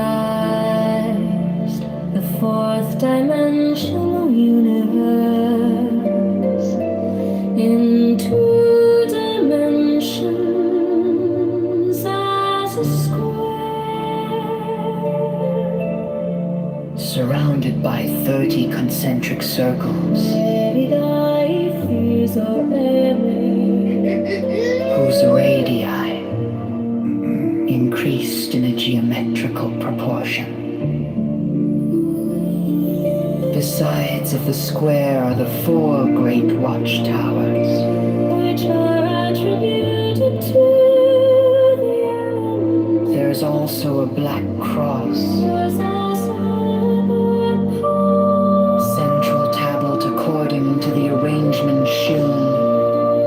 Compare the black cross bordering the tablets in plate A with plate V.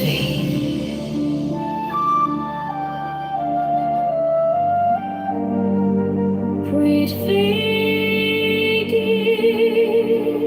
the general view.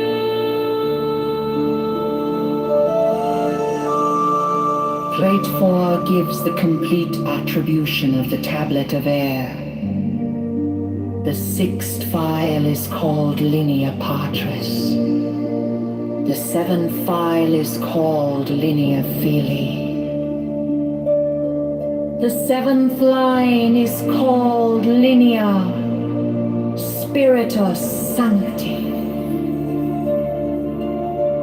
This great cross divides the tablet into 4 lesser tablets, the left-hand top corner being air of air, the right-hand top corner water of air, the left-hand bottom corner earth of air, the remaining corner fire of air. Each of these lesser tablets contains a Calvary cross of 10 squares, which governs it. Plates V, VI, and VII are similar for the other elements. This is the way in which the names are drawn from the great tablets.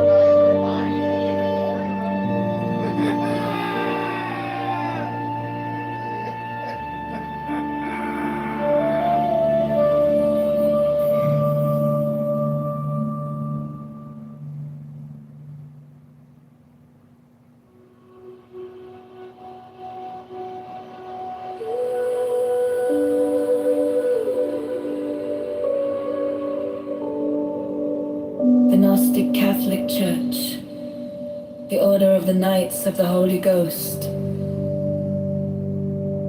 the Order of the Illuminati, the Order of the Temple, Knights Templar,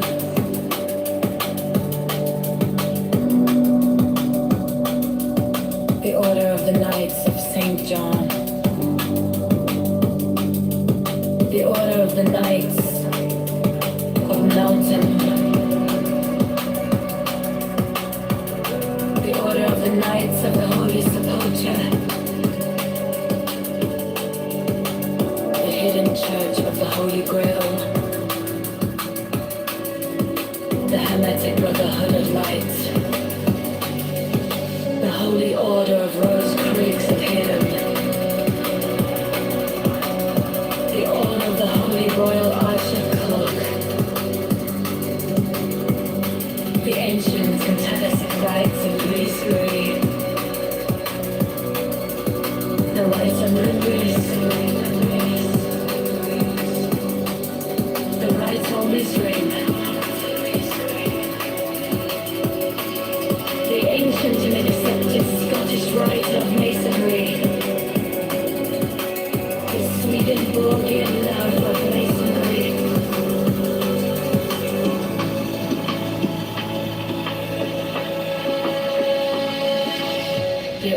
Martinists, Chicago's from Cameron. the Order of the Sapphire, and many other orders of equal merit, if of less fame.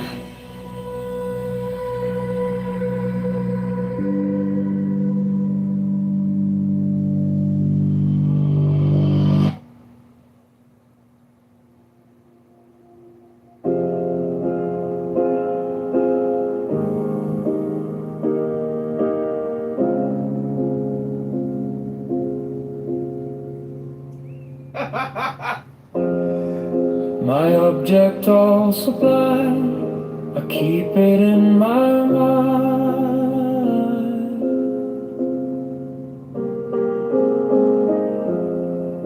A needle made of light, threading through the night.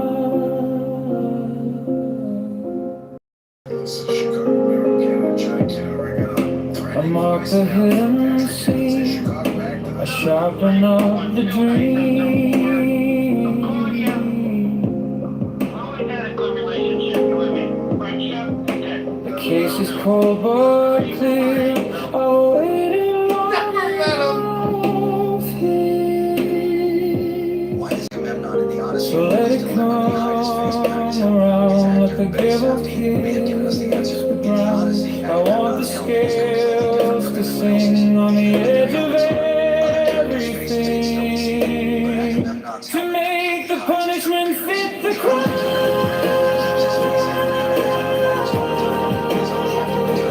Fit the crime. To make the punishment fit the crime.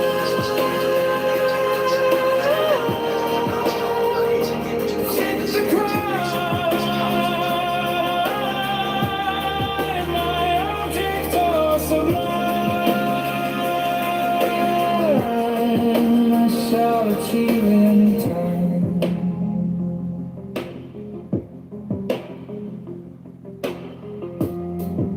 You wore the borrowed face, you left no kind of grace.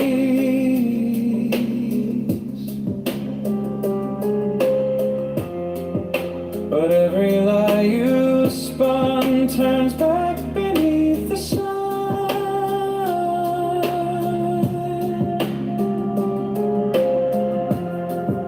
I kept the final clue, like a blade inside my shoe.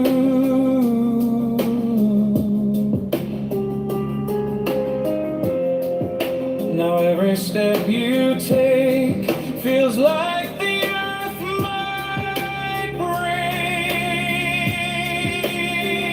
So let it come around, let the gable kiss the ground. I want the scales to sing on the edge of everything, to make the punishment fit the crime.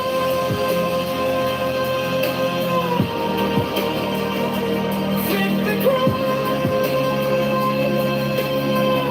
To make the punishment fit the crime.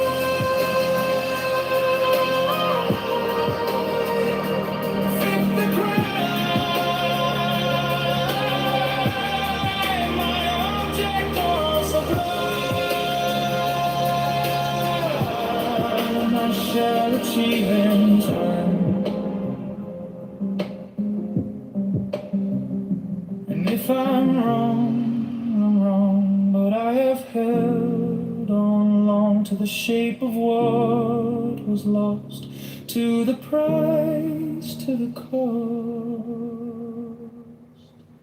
to make the punishment fit the crime.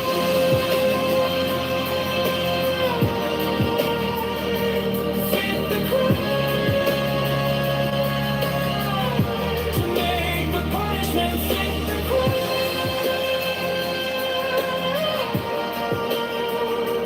Fit the crime.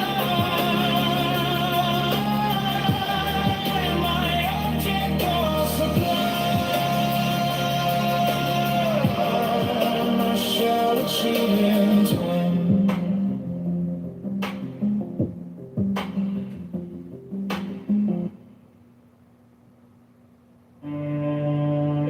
that ye do is right, if so be that ye enjoy it. Then I am come against sorrow, against weariness, against them that seek to enslave you. 11, I pour you lustral wine, that giveth you delight both at the sunset and the dawn. 12, come with me, and I will give you all that is desirable upon the earth. 13, because I give you that of which earth and its joys are but as shadows. 14, they flee away, but my joy abideth even unto the end. 15, I have hidden myself beneath a mask. I am a black and terrible God. 16, with courage conquering fear shall ye approach me. Ye shall lay down your hands upon mine altar, expecting the sweet of the sword.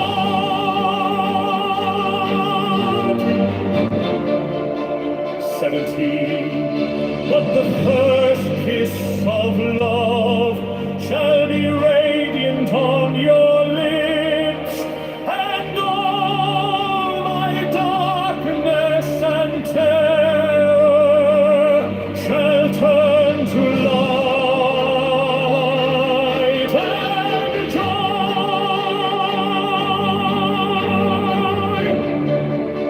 18, only those who fear shall fail, those who have bent their backs to the yoke of slavery, until they can no longer stand upright, them will I despise.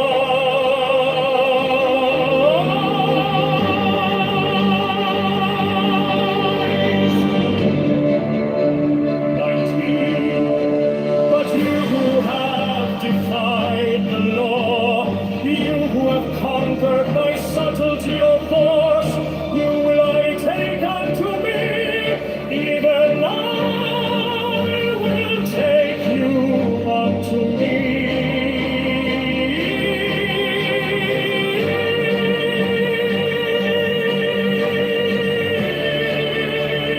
20, I ask you to sacrifice nothing at mine altar. I am the God who giveth all.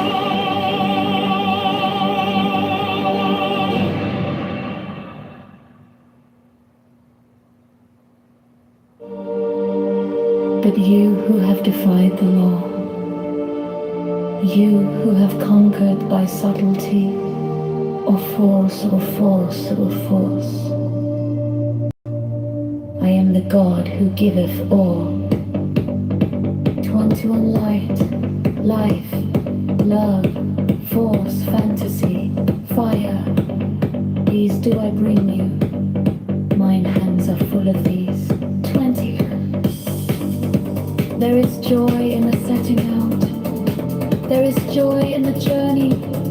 There is joy in the goal. 23. Only if ye are sorrowful, or weary, or angry, or discomforted, then ye may know that ye have lost the golden thread, the thread where I guide you to the heart of the groves of Eleusis. My disciples are proud and beautiful. They are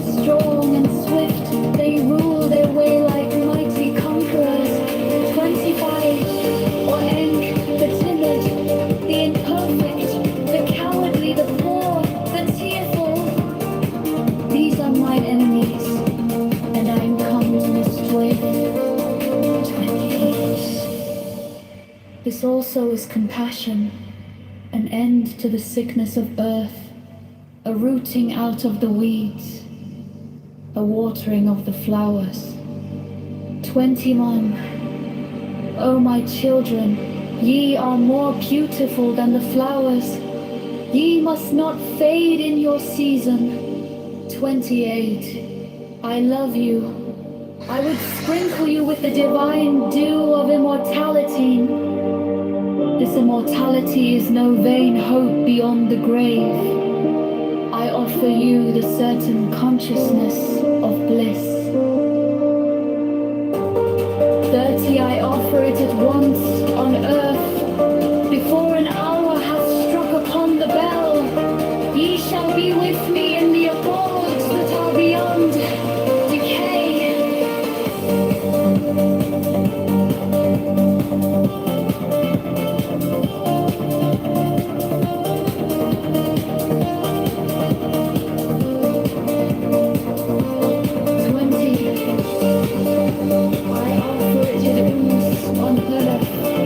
Before an hour hath struck upon the bell, ye shall be with me in the abodes that are beyond decay.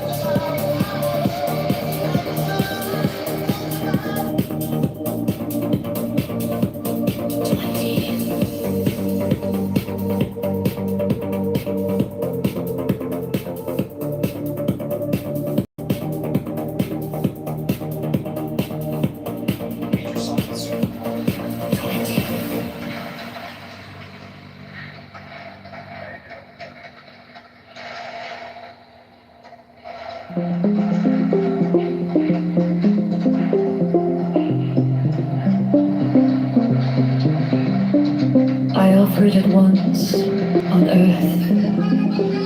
Before an hour hath struck upon the bell, ye shall be with me in the abodes that are beyond decay.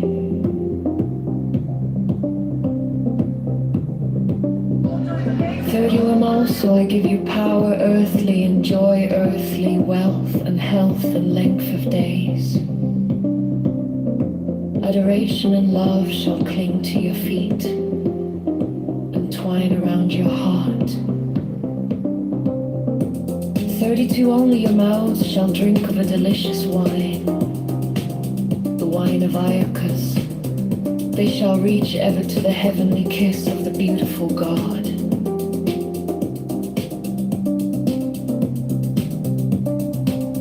33. I reveal unto you a great mystery. Ye stand between the abyss of height and the abyss of depth. 34. A night awaits you a companion, and that companion is yourself. 35. Ye can have no other companion.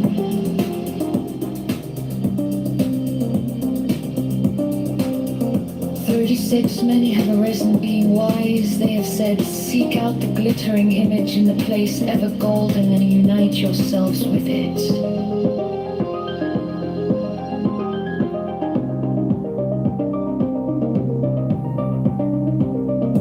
37. Many have arisen being foolish. They have said, stoop down unto the darkly splendid world and be wedded to that blind creature of the slime.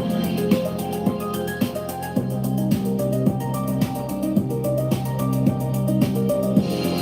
38 Jedi who am beyond wisdom and folly arise and say unto you, achieve both weddings, unite yourselves with both. 39 beware, beware, I say, lest ye seek after the one and lose the other. 40 my adepts stand upright, their head above the heavens, their feet below the hells.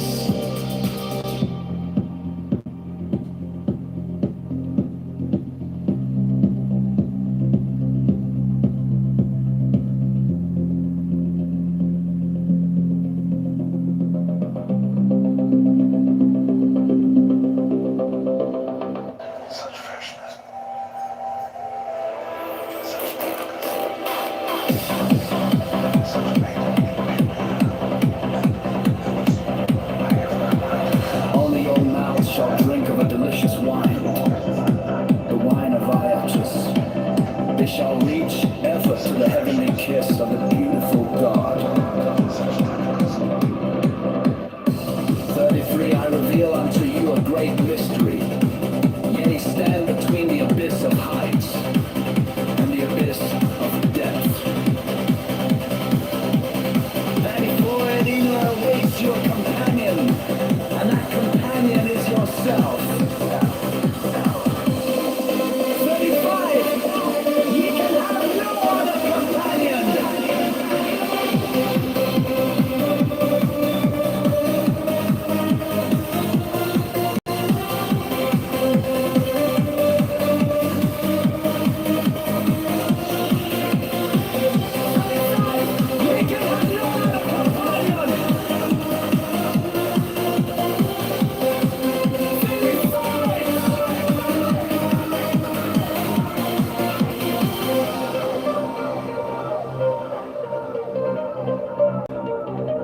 Many have arisen, being wise.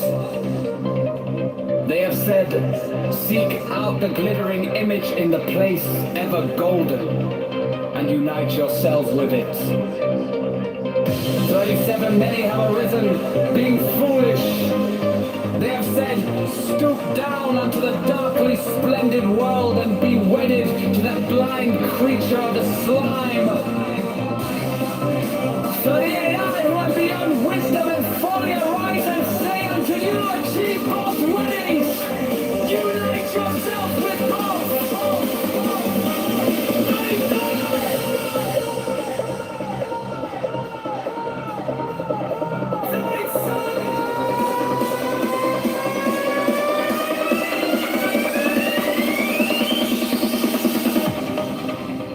39, beware, beware! I say, lest ye seek after the one and lose the other!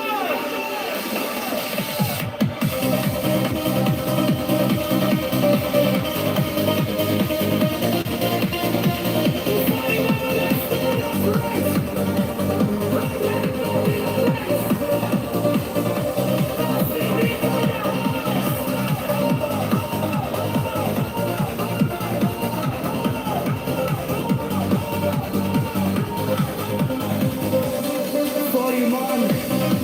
But since one is to the angel, another to the demon, let the first strengthen the lower link, the last attach more firmly to the higher. 42. Thus shall equilibrium become perfect. I will aid my disciples as fast as they acquire this balance, power, and joy so fast, or will I push them? 43. They shall in their turn speak from this invisible throne. Their words shall illumine the world. 44. They shall be masters of majesty and might. They shall be beautiful and joyous. They shall be clothed with victory and splendor. They shall stand upon the firm foundation. The kingdom shall be theirs.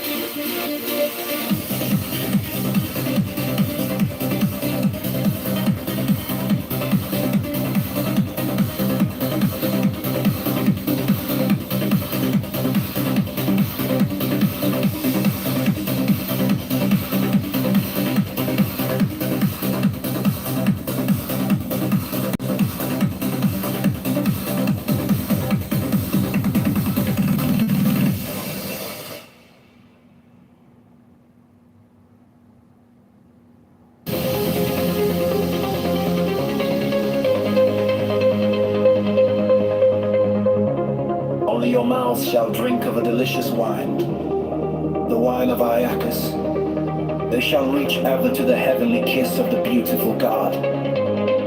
33. I reveal unto you a great mystery. Ye stand between the abyss of height and the abyss of depth. 34. In either awaits your companion, and that companion is yourself. 35. You can have no other companion. 35. Many have arisen, being wise. They have said, seek out the glittering image in the place ever golden, and unite yourselves with it. 35. Many have arisen, being foolish. They have said, stoop down unto the darkly splendid world, and be wedded to that blind creature of the slime. 35. 35.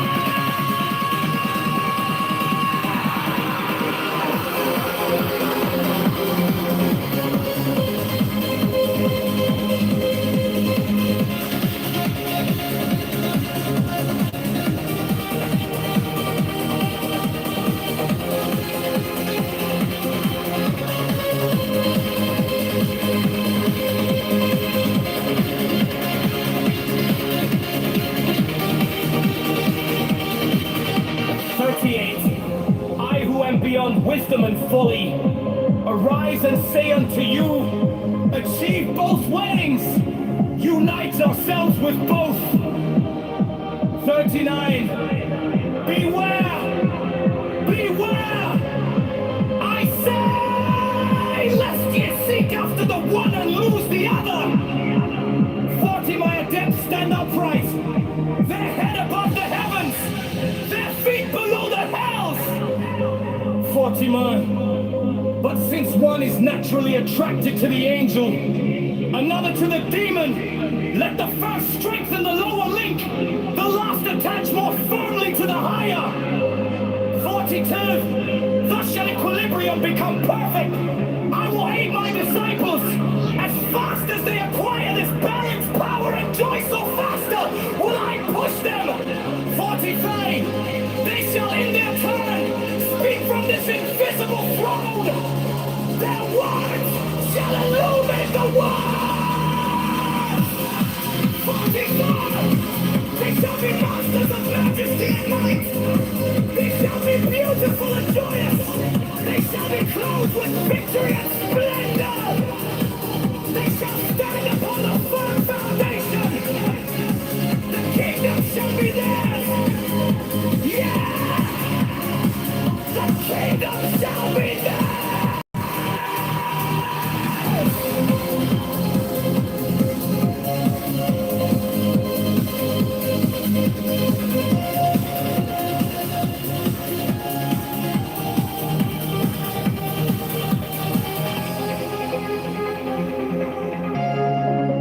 In the name of the Lord of initiation. Amen.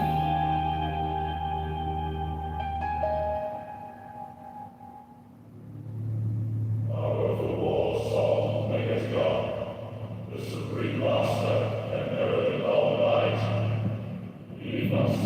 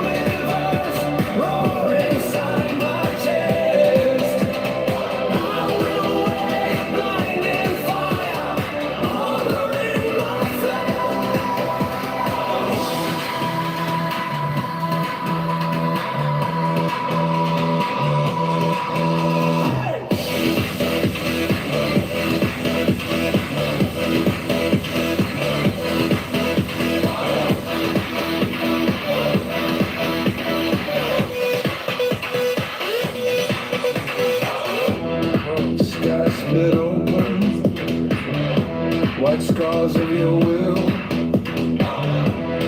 shadows scatter when you say be still. I walk through the room, eyes fixed ahead. You turn our terror into roaring tread. Master of the burning dawn, I raise my broken hands. Like that tears that dark upon, lead me through these arms. Master of the universe, roar inside my chest. Roar away your blinding fire, armor in my flesh.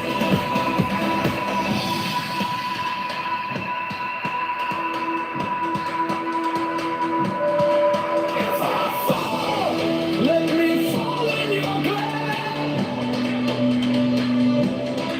Let my bones spell your name in the air. If I rise, let it shake every crown. Golden blaze, burn the night to the ground.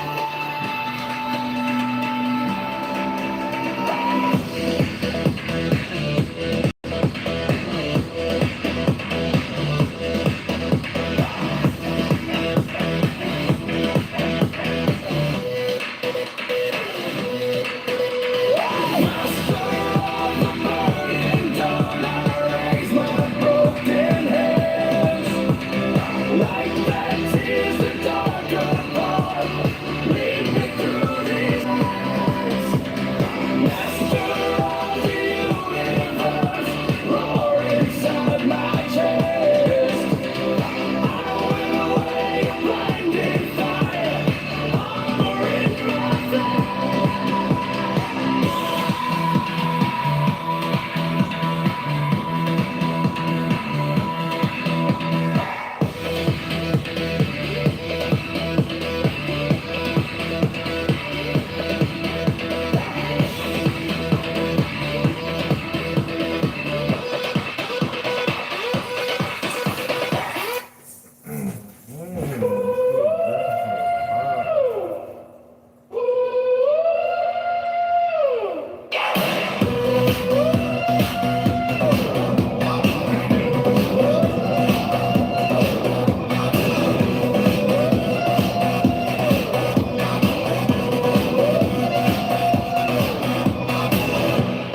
Ash on the banners, smoke in my lungs, steel in my fingers, blood on my tongue. I march through the thunder, boots cut the dust, name on my armor, burned into rust. It doesn't mean that generational trauma, you can't come out of it. There's like you can't blame it on that because people come through it, and there's been generational trauma in all civilizations. I mean, the Sparta fought. I mean, you can go back to ancient Peloponnnesia or wherever you want to go. There's trauma. There's bad shit that happened, but how did they come through it? And why does all of a sudden Master of the burning. not able to get through the generational trauma, but other parts of history were able to? Am I making any sense what I'm saying? Yes, and I think that there's two, that there's psychological trauma, and then there is like epigenetic. The ones that I remember from the Holocaust, those were the original jump offs for explaining the epigenetic intergenerational trauma, to explain how they were able to take a group of people and they knew that they were actually in the Holocaust, and they were able to determine as adults that they were in the womb in a certain place at a certain time during the Holocaust because of that malnutrition that was put into that just created them, and then things were, I'm not a fucking epigeneticist. I have no idea what this is. Still all, newly charted territory, which we're still describing today. But the point is they were able to figure that out. They would say, oh, look, this type of trauma changed the DNA methylation near the FKBP5 gene, and now we have children that we can identify, that we know just by looking at them and examining them, that they were part of, they were in the womb and they were this far along, of women during the Holocaust. So this is what I put. And then there's a psychological trauma. See, and this is where it's interesting. This is Gabor Mate. I love Gabor Mate. He explained, he was talking about that you can end generational trauma through one cycle, it's psychological, intergenerational trauma, like for psychology trauma, like the psychology of the mother to pass down to the child. So you can psychologically correct that in one generation, meaning everybody, all the trauma that we have, that we get through the first levels of life, cognitive development, right? We can stop that today if we just learn what our issues were, and then we treat our kids properly and raise our kids properly and appropriately. But we're still figuring that shit out. Most people can't even decide whether corporal punishment is necessary or not, just irrespective of the massive amounts of overwhelming evidence that just a corporal punishment will harm your child, IQ, psychologically, self-esteem, all of these types of things. So my whole entire argument, though, is still, the one thing I wanted to say, back to what you saying, the affirmative action, because this has been bothering me, though. The affirmative action, I didn't know about the 25-year thing. Thank you for teaching that to me and educating me on that. And I'm going to look into that more, and I really, really appreciate that, because I want to talk about that more. But the idea that that then sort of neutralized or it didn't create generational wealth, and that's what a lot of the New Deal programs, that's what it built, and it didn't fix that. So the overcompensation for that doesn't exist, though. Wait, pause. I do want to acknowledge we have Alistair and Beaver that just came in, and I want to thank you. We love you, white men, very much. I just sent you those Science America articles. I sent you in messages. No, I mean, it's an interesting argument, but take a look at, I'll try to find you O'Connor's opinion, but you're looking for just forget if it was the Bakke, Michigan case. Do you remember, Anne? That was out of University of Michigan, where affirmative action. Do you remember that? Yeah. That was one of the big cases. God, I could go back. You guys, it pushes me to remember constitutional law, because I don't remember all this stuff, but I do remember her opinion gave it 25 years. So I forget if they'd hit the 25-year on that time. I'll try to find it. The Dutch Hunger Winter, that's what it was called. I was trying so hard to remember. The Dutch Hunger Winter. But, being in the grander scheme of things, none of us are owed anything. And I truly believe that we all get what we deserve. I don't think Germany might owe my family a little. I agree with that, Anna. I agree with that more than you know. I agree with that.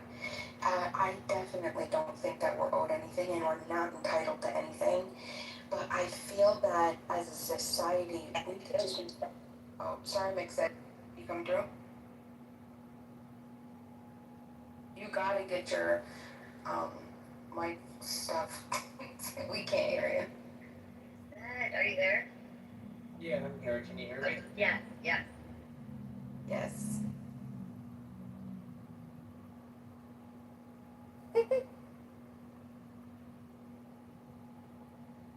my gosh, Mixed, there's no sound on your mic, which is, Mixed is one of my favorite people on this app. Sorry, I was taking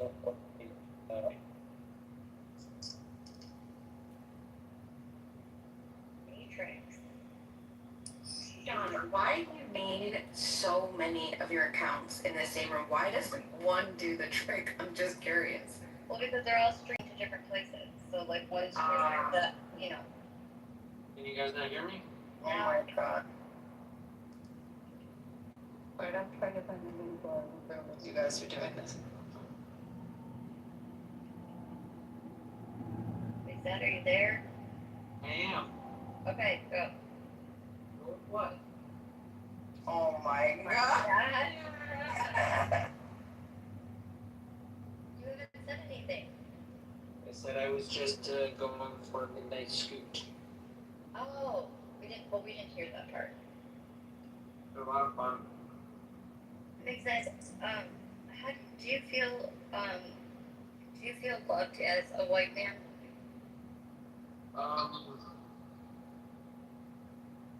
I feel grouped in with the white people. As the majority of the country is. Bima, did you give Beaver and Alistair and Mixed their flowers? This doesn't matter. I gotta change grandma. Alright, I found the mini bar. That's the spirit. How you doing, Nubby? I'm good. I'm in Chicago right now.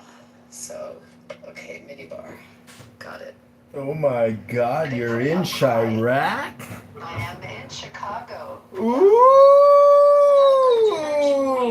See you on Hinge. See you on Bumble, Abby. I'll swipe right for Jewish. I'll see you on Bumble soon. Gonna have to upgrade to 60 plus. What was that? You cannot have a normal conversation. Do you ever have a restaurant, RPM? They had very good steak. Yeah, it's very good. There's a new place on the river which is, you know, up. Running campaign for Mr. Kitover? No, I'm here on Jew business. New business. The Jubilee, of course. Jubilee, yeah.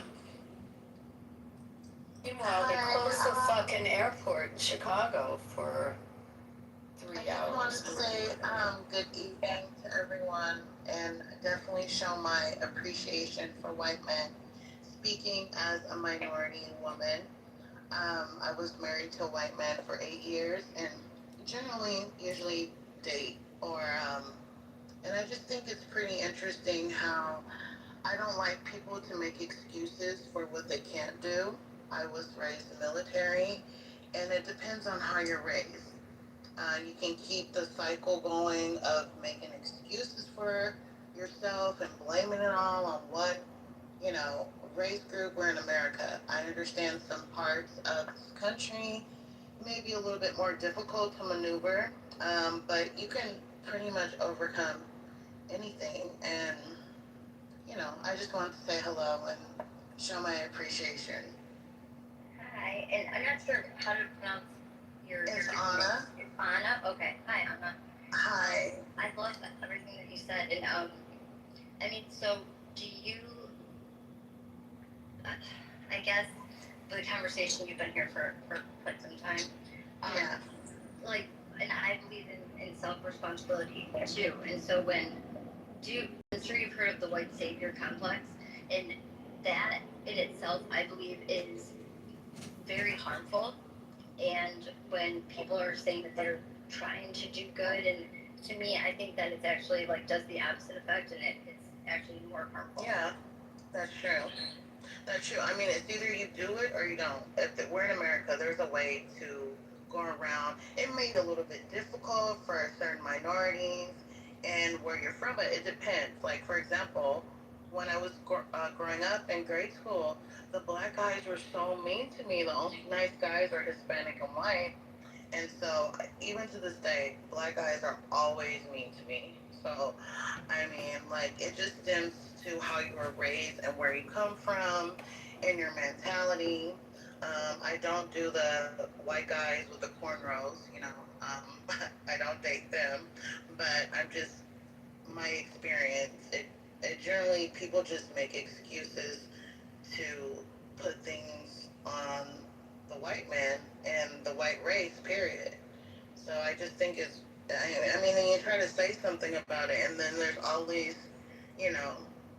not even holding a decent conversation and going in circles. But from my experience, um, it is black men that are looking for a white savior, you know, and they're upset. They try to compete with the white man. They try to be equal with the white man, and instead of trying to compete, just work on your problems in your own community first, instead of looking outwards and blaming.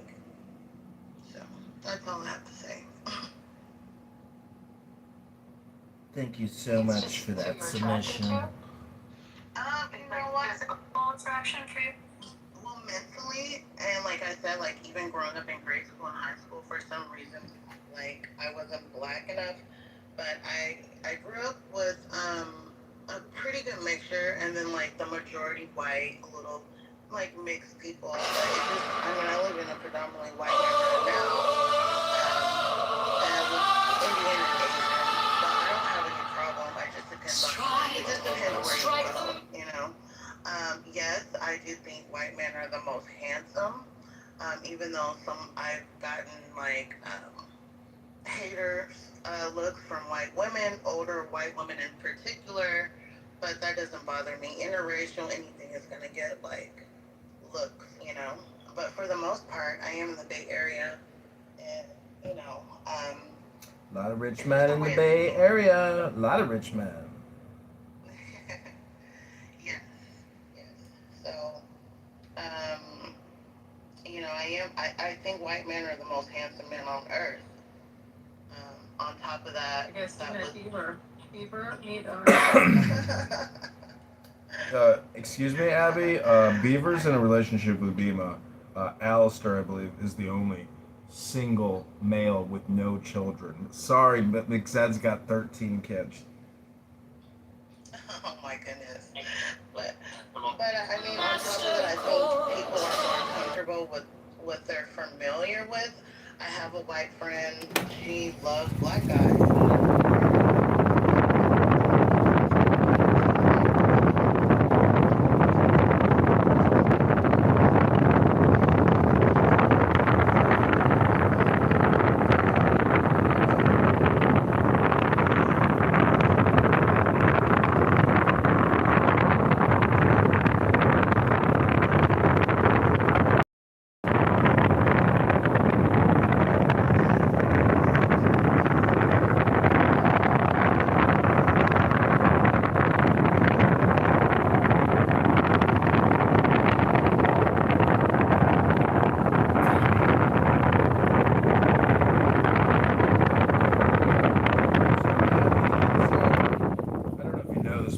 Father. Wait, 1 second. I'll answer it. My phone would come off mute. I just want to respond on so do you see the attack as of like the past few years, the attack on white men? I do. I do. I mean, it started to happen very gradually as time gone by. And you know, the news, like, really, it, you know, the news just kind of makes things worse in a way, you know. They'll turn a story and make it twisted all weird and put their own words in it. But I do. I do see kind of an attack, categorizing all white men to be the same, like they think the same, they're all the same, and MAGA is just this big racist group, and you know, you have racist people on both parts, but you know, I just feel like the whole thing, especially as Trump, you know, I love my Trump, and he, as soon as he became president, it made it kind of worse on white men, and you know, like stereotyping and just trying to create a bad name. I've seen it, and I've heard it, like, um, from the guy I'm with now, you know, just kind of like, it was really indirect.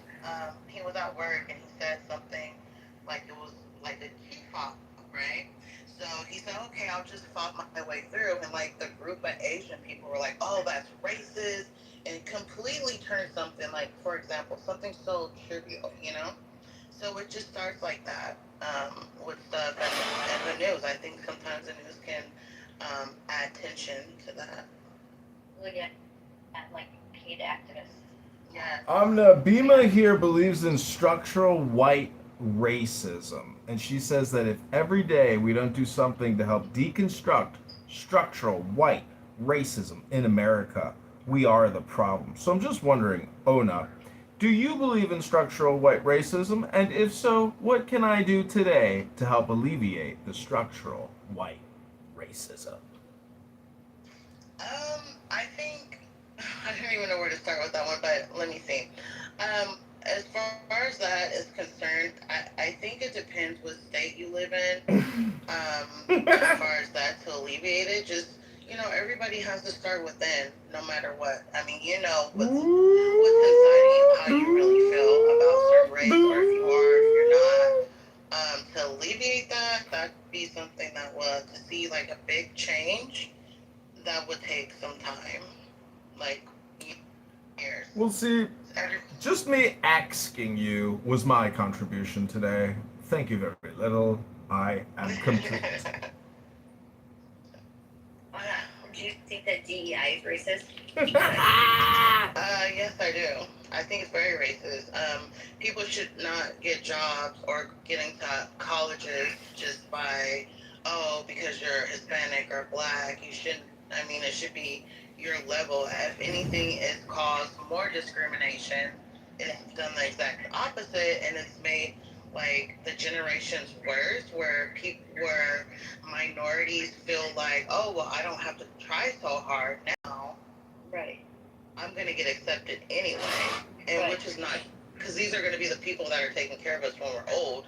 So it's definitely a bad idea. I mean, California is real indirect, but I've never had a problem with I didn't even I mean, I could have done less without DI. I just received 2 promotions within the year. So, I mean, and that wasn't because of DUI, because I worked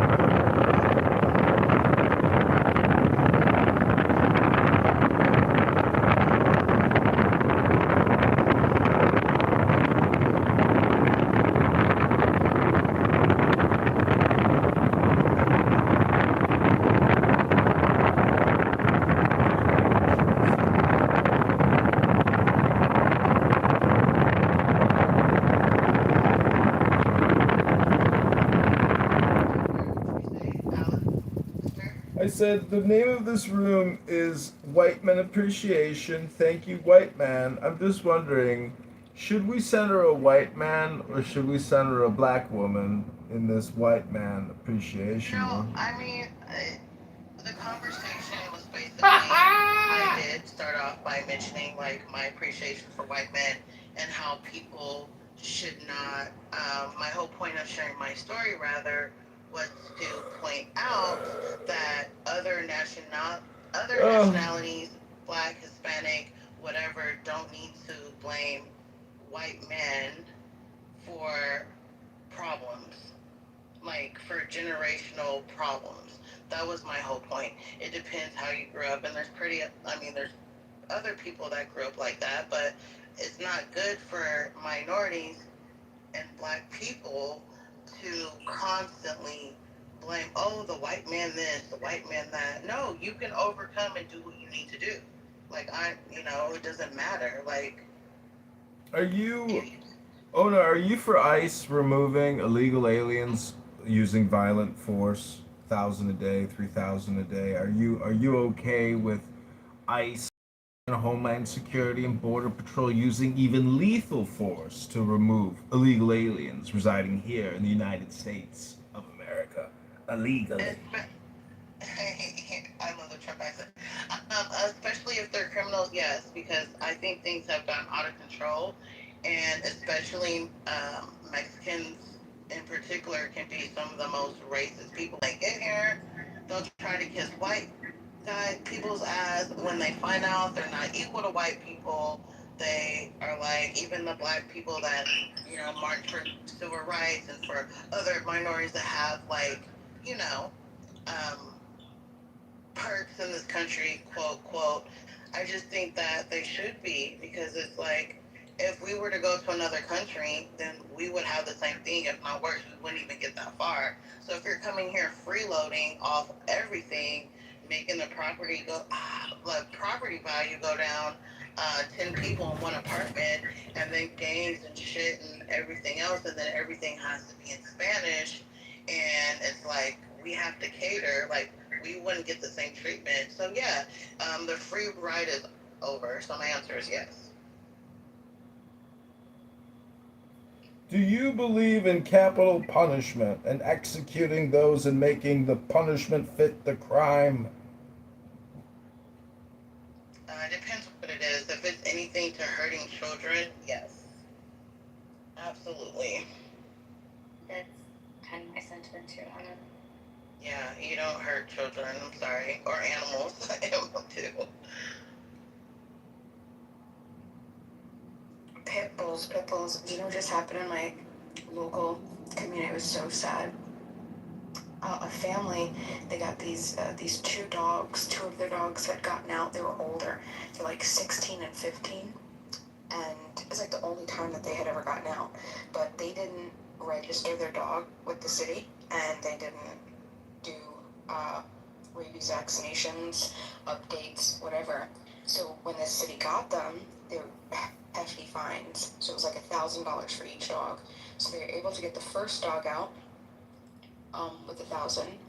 So they went back to get the other, and instead of giving $1,000, they charged them every day throughout the week for boarding the dog, every day.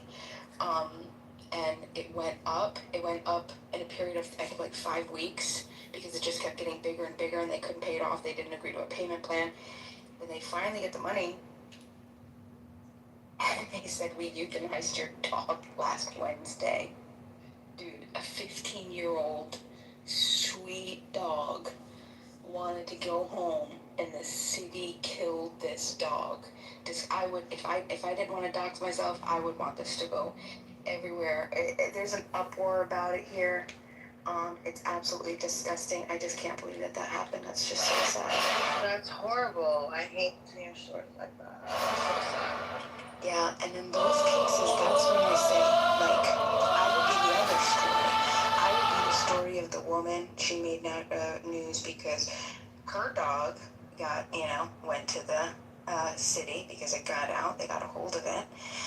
Or there was like some dispute with the police, something, however the city got a hold of it.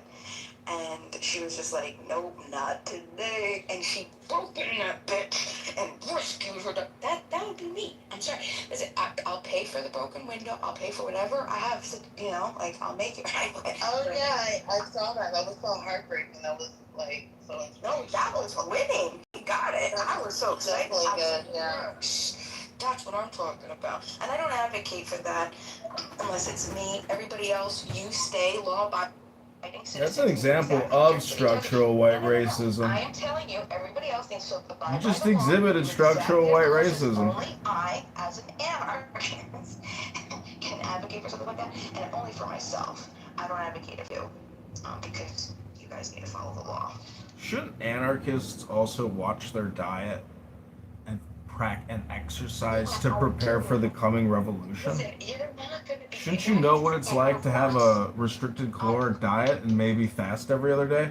Because a true anarchist willing to go all the way would have to be like a soldier. You know? No more chocolate bonbons or Pez dispensers. Or I never ate that. oh, guess what? We got Rich here on my YouTube Live. He's saying, ask her if we should euthanize aggressive pit bulls. Wow, she wants to kill people for hurting a dog. Thanks, Rich. So for clarification, what Rich is referring to is an argument that we had, and he was making the argument for collective punishment. He wanted to go the UK route, I quote, put the pit bulls in the doggy incinerator, unquote, go around and take people's pit bulls, and, you know, that's it, they're done.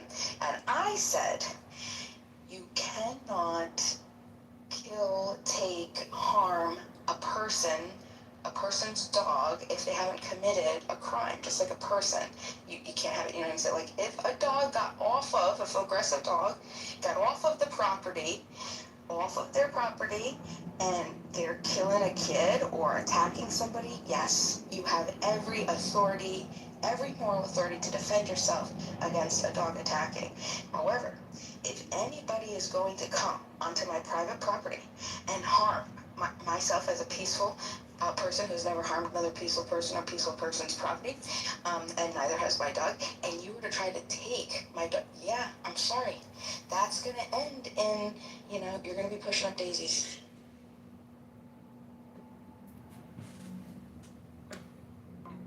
We were all going to say that as dog owners. John, don't you own a dog? I have owned dogs in the past, but now I am dogless. Maybe that's your issue.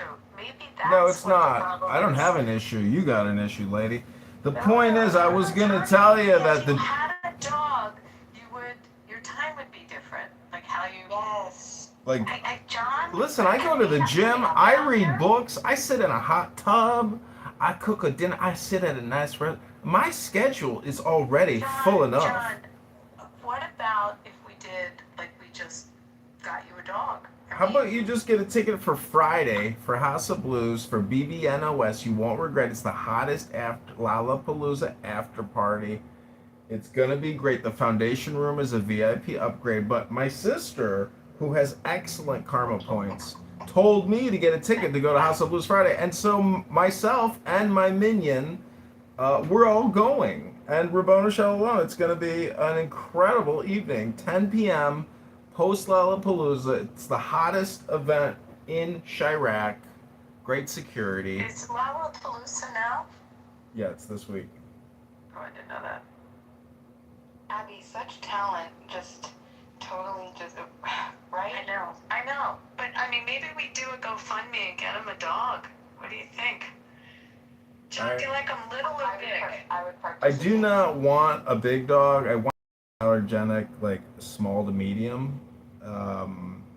Yeah, I mean, I'm down with that, but like, you know, these dogs are very expensive nowadays, and I'm my not. dog was a fortune. Yeah, I'm not interested. A lot of money. I have a big dog. I have a big chocolate lab, but he was really expensive, and I had to fly to Georgia to like meet him, and then I had to transfer him back. It was a lot of money. You don't need as big a dog. So Rich wrote that pit bulls are evil and they kill people all the time and they kill lots of kids. It's true. Collectivist mentality. What kind of dog do you have, Bima? She was a beautiful American bully. Joe, and your dogs? I do not. I did have a miniature dachshund. I love Study this. Joe has a dog, but Joe, are you still there? Do you want to say what kind of dog you have? Beaver, you have a dog? I love Joe's dog. Chico. Sword? Lorna? You guys have dogs? I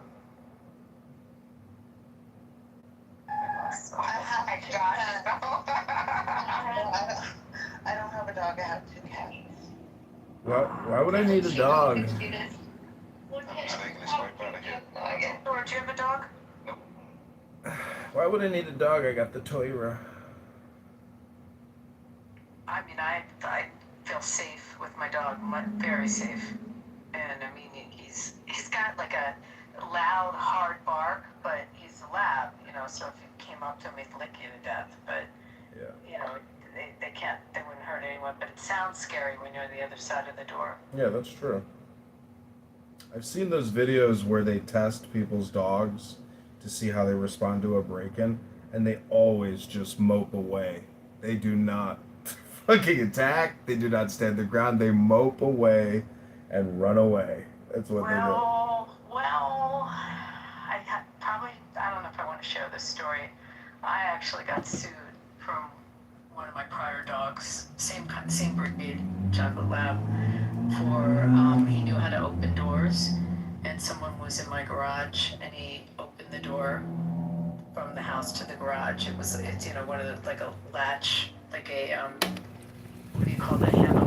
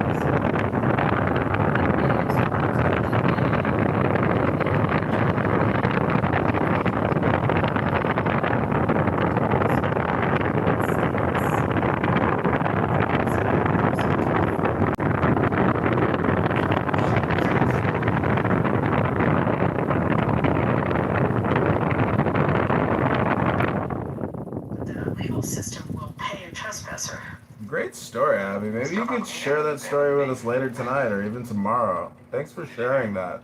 That was wonderful. Where the kid, I guess he was trying to steal a Tesla or something like that. And when he went to dislodge the charging unit, I think he got shot. Great story, Abby.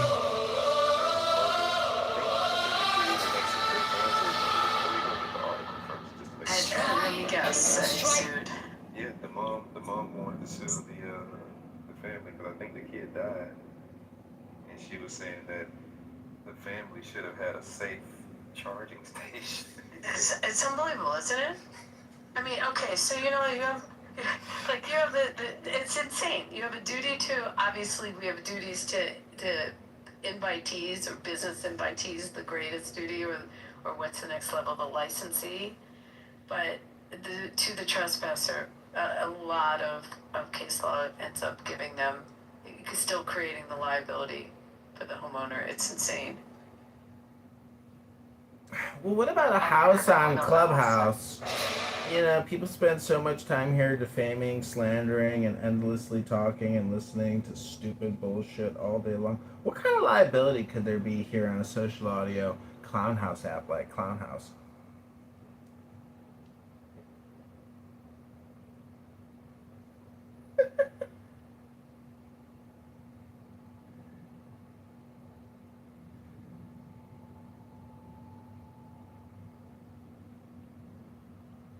Sorry, I didn't hear you.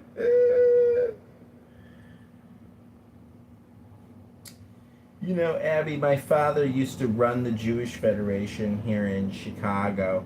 Not upstairs in the executive boardroom, but downstairs at the security desk with the rest of the cops. And he took over the Jewish security rackets in Chicago and elsewhere.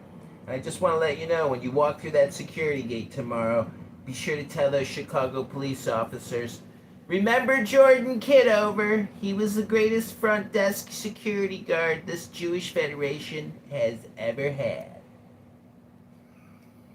My bad, it was the wrong one. So a 17-year-old stole a car, and while he was driving down the road, the brakes gave out, and the kid died in a car crash, and the mother sued the car owner, saying that they had faulty brakes. They should have took Oh, care come on. That's like the McDonald's hot coffee one. Are you serious? Wait, what was the...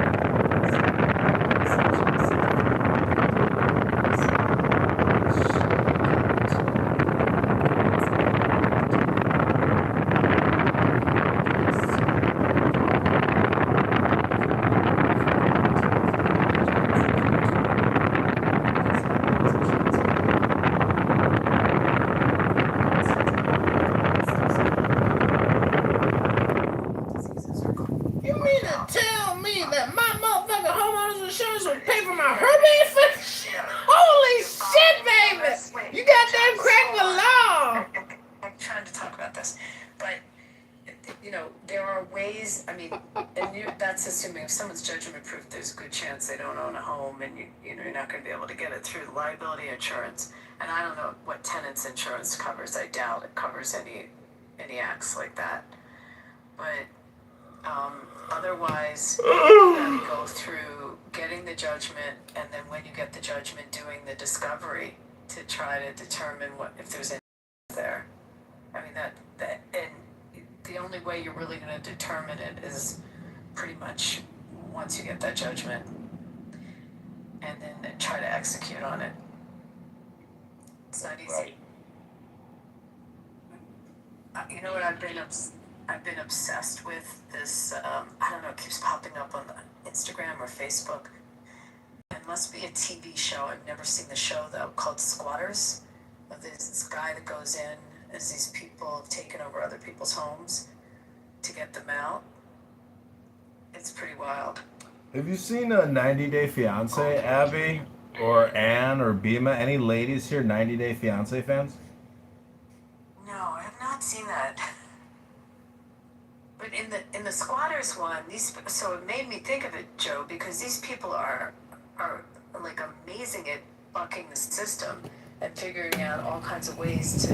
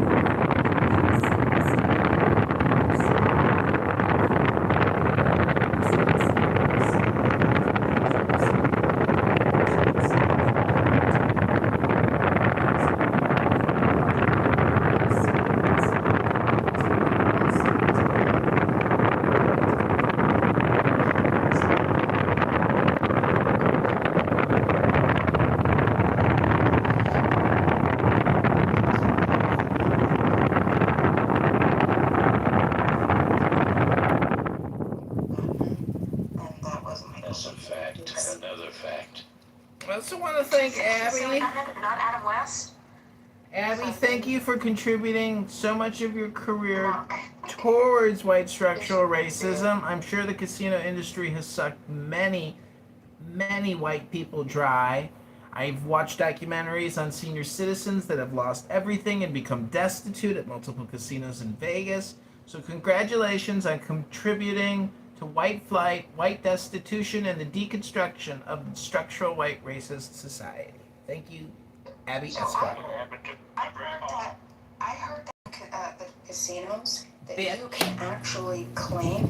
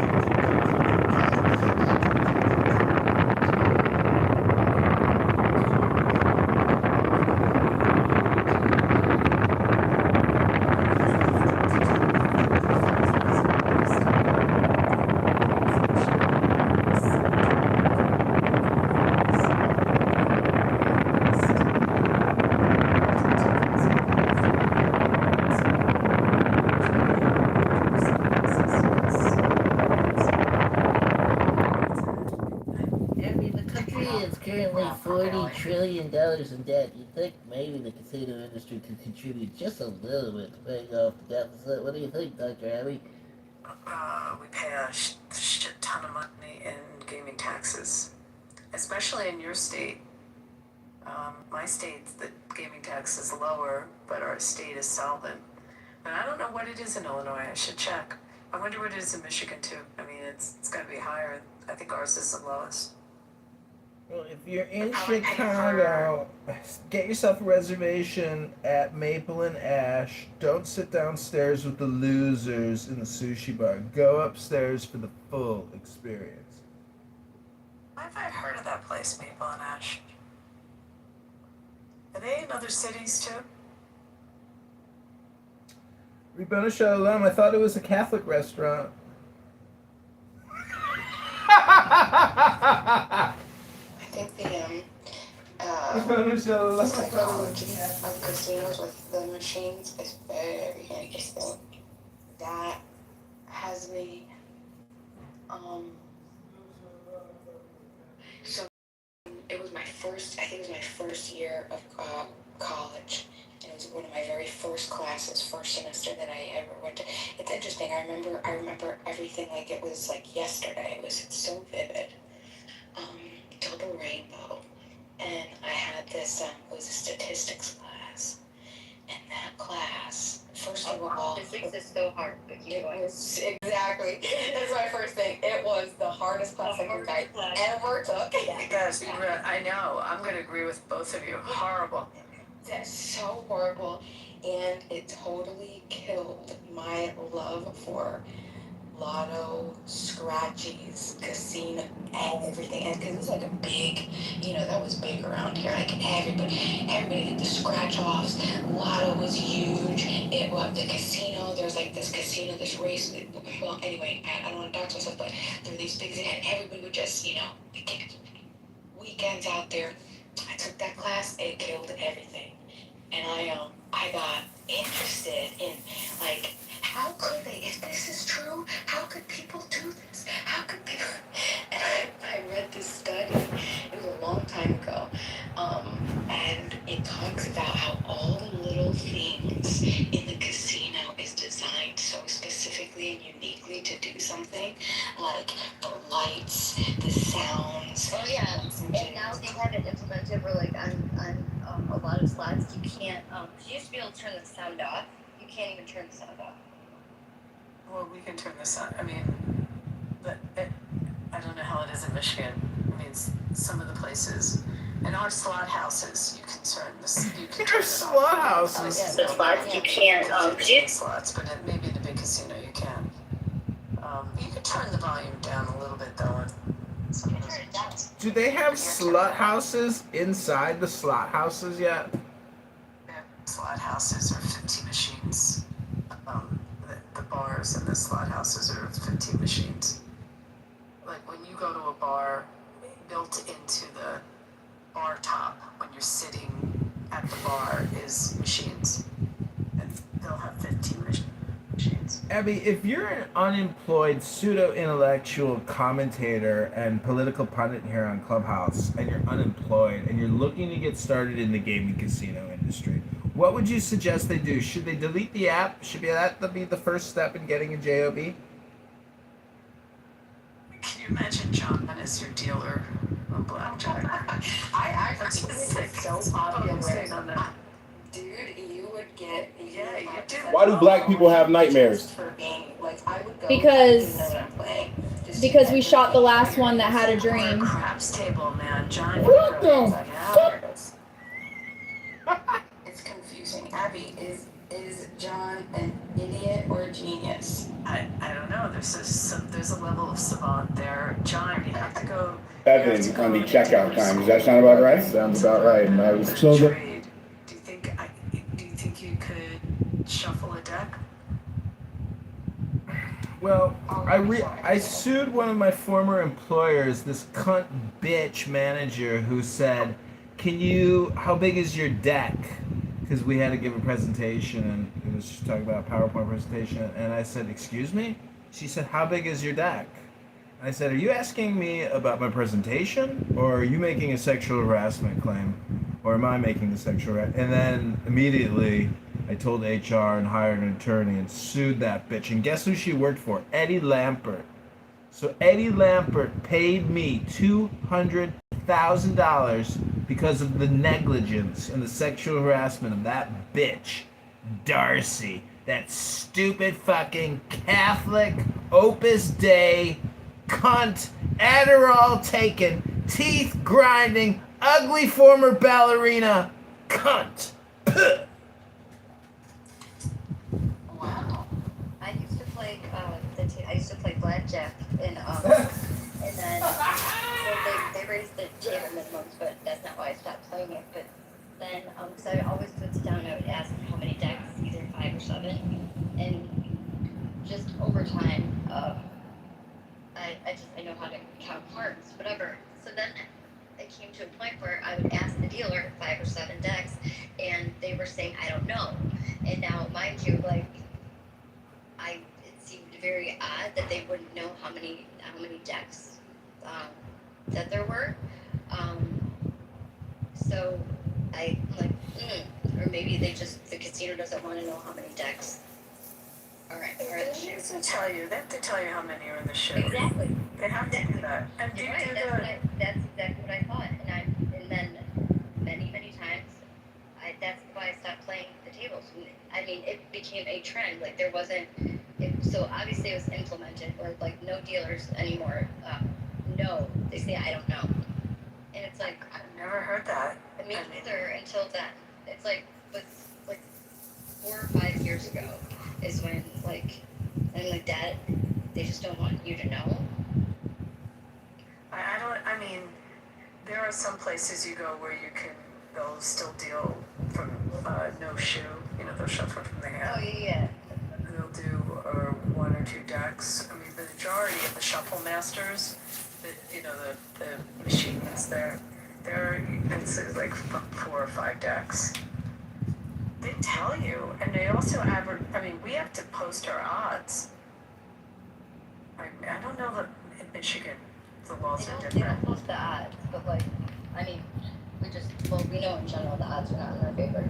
But like, yeah, but they don't tell you the odds. Like, they definitely. Have you ever flipped over a scratch lotto ticket? They tell you the odds on people is like progressive. And there's like the bonus bets of what the odds are before you get bonus bet. Have you ever looked at the back of a scratch lotto ticket? Because they actually tell you the odds and how much you have to bet just to break even.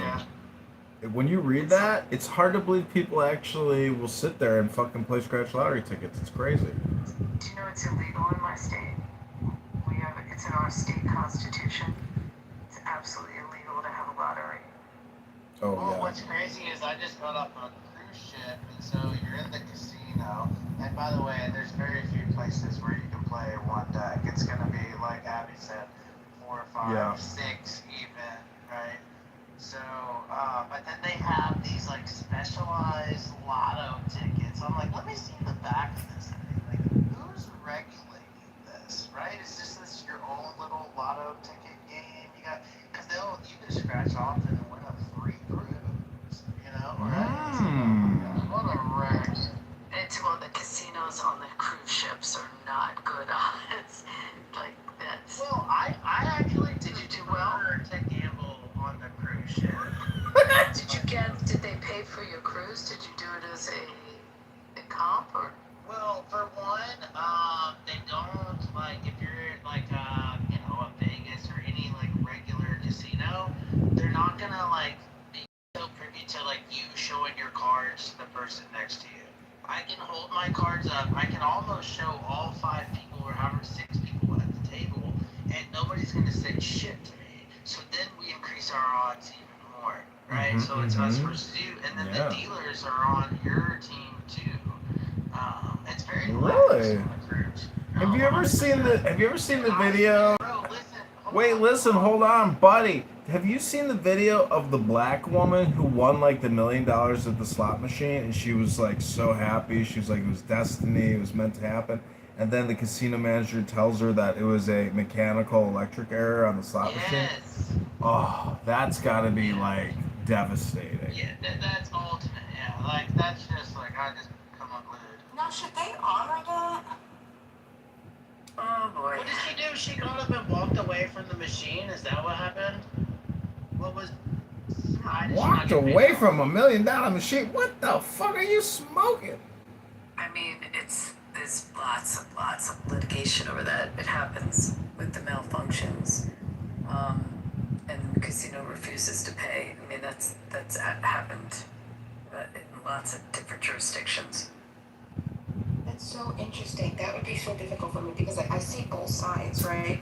But the idea is I'm giving you this money and like the Witness like I feel like just corroborated the time and the person of this receipt. Right? He 100% IDs the customer as Tyler Robinson. He 100% IDs Tyler Robinson's time there, when he got there, when he left, what he ate, right? 100%. This witness ties Tyler Robinson to this receipt, right? This witness needs to be deposed. He needs to be interviewed by the defense. He needs to be deposed, and he needs to be put on the stand. And then the prosecution and the defense need to check his credibility. If this witness is found to be credible, all of this is a lie. And then he says, "No, sir, you're correct." And this is just one witness. You were wrong. He said, "Sir, would you like another The server immediately I told him, I said, "No, who actually as well. I'm out, man. I'm out." Then I'm actually You have two eyewitnesses that placed Tyler Robinson in Panguitch at 8:55 p.m. to 9:47 p.m. on the night of September the 10th. That means that this individual, these are either completely fabricated text messages, I'm leaning towards that, by the way, or somebody was pretending to be Tyler on a different device and texting Lance Twiggs. But that would show up on Tyler's device, right? So it's been proposed to me that maybe Lance Twiggs was using a tablet that... Brock, like next time you decide to go on a cruise, you can reach out to me if you want to do this, but there's a lot of junketeers that will, your cruise one, if you're going to gamble anyway, you might as well have them pay for your cruise. Abby, I heard 100%. Abby, I heard a rumor about you. Is it true that either A, dated Meyer Lansky, or B, you are Meyer Lansky's daughter? Wouldn't that be amazing if you were related? You know, it's no, I have no relationship to him, but it's interesting that you bring this up, because I got an email today from a friend of mine that is working on a documentary, see if I can find the name of this, about Jewish gangsters and Nazis, and basically how they, in New York, they took Meyer Lansky and his crowd, took these gangsters, and they went in and busted up some of these Nazi meetings and literally beat up Nazis to scare them not to gather and not to meet. And they were asked to do that by the I don't know if it was the feds who asked them, or someone in the State Department, but they were actually asked to go in, and they did. It's weird. We were just talking about Meyer Lansky today because it was part of some of the New York guys, and he was part of that, of organizing that. It's pretty wild. No relation.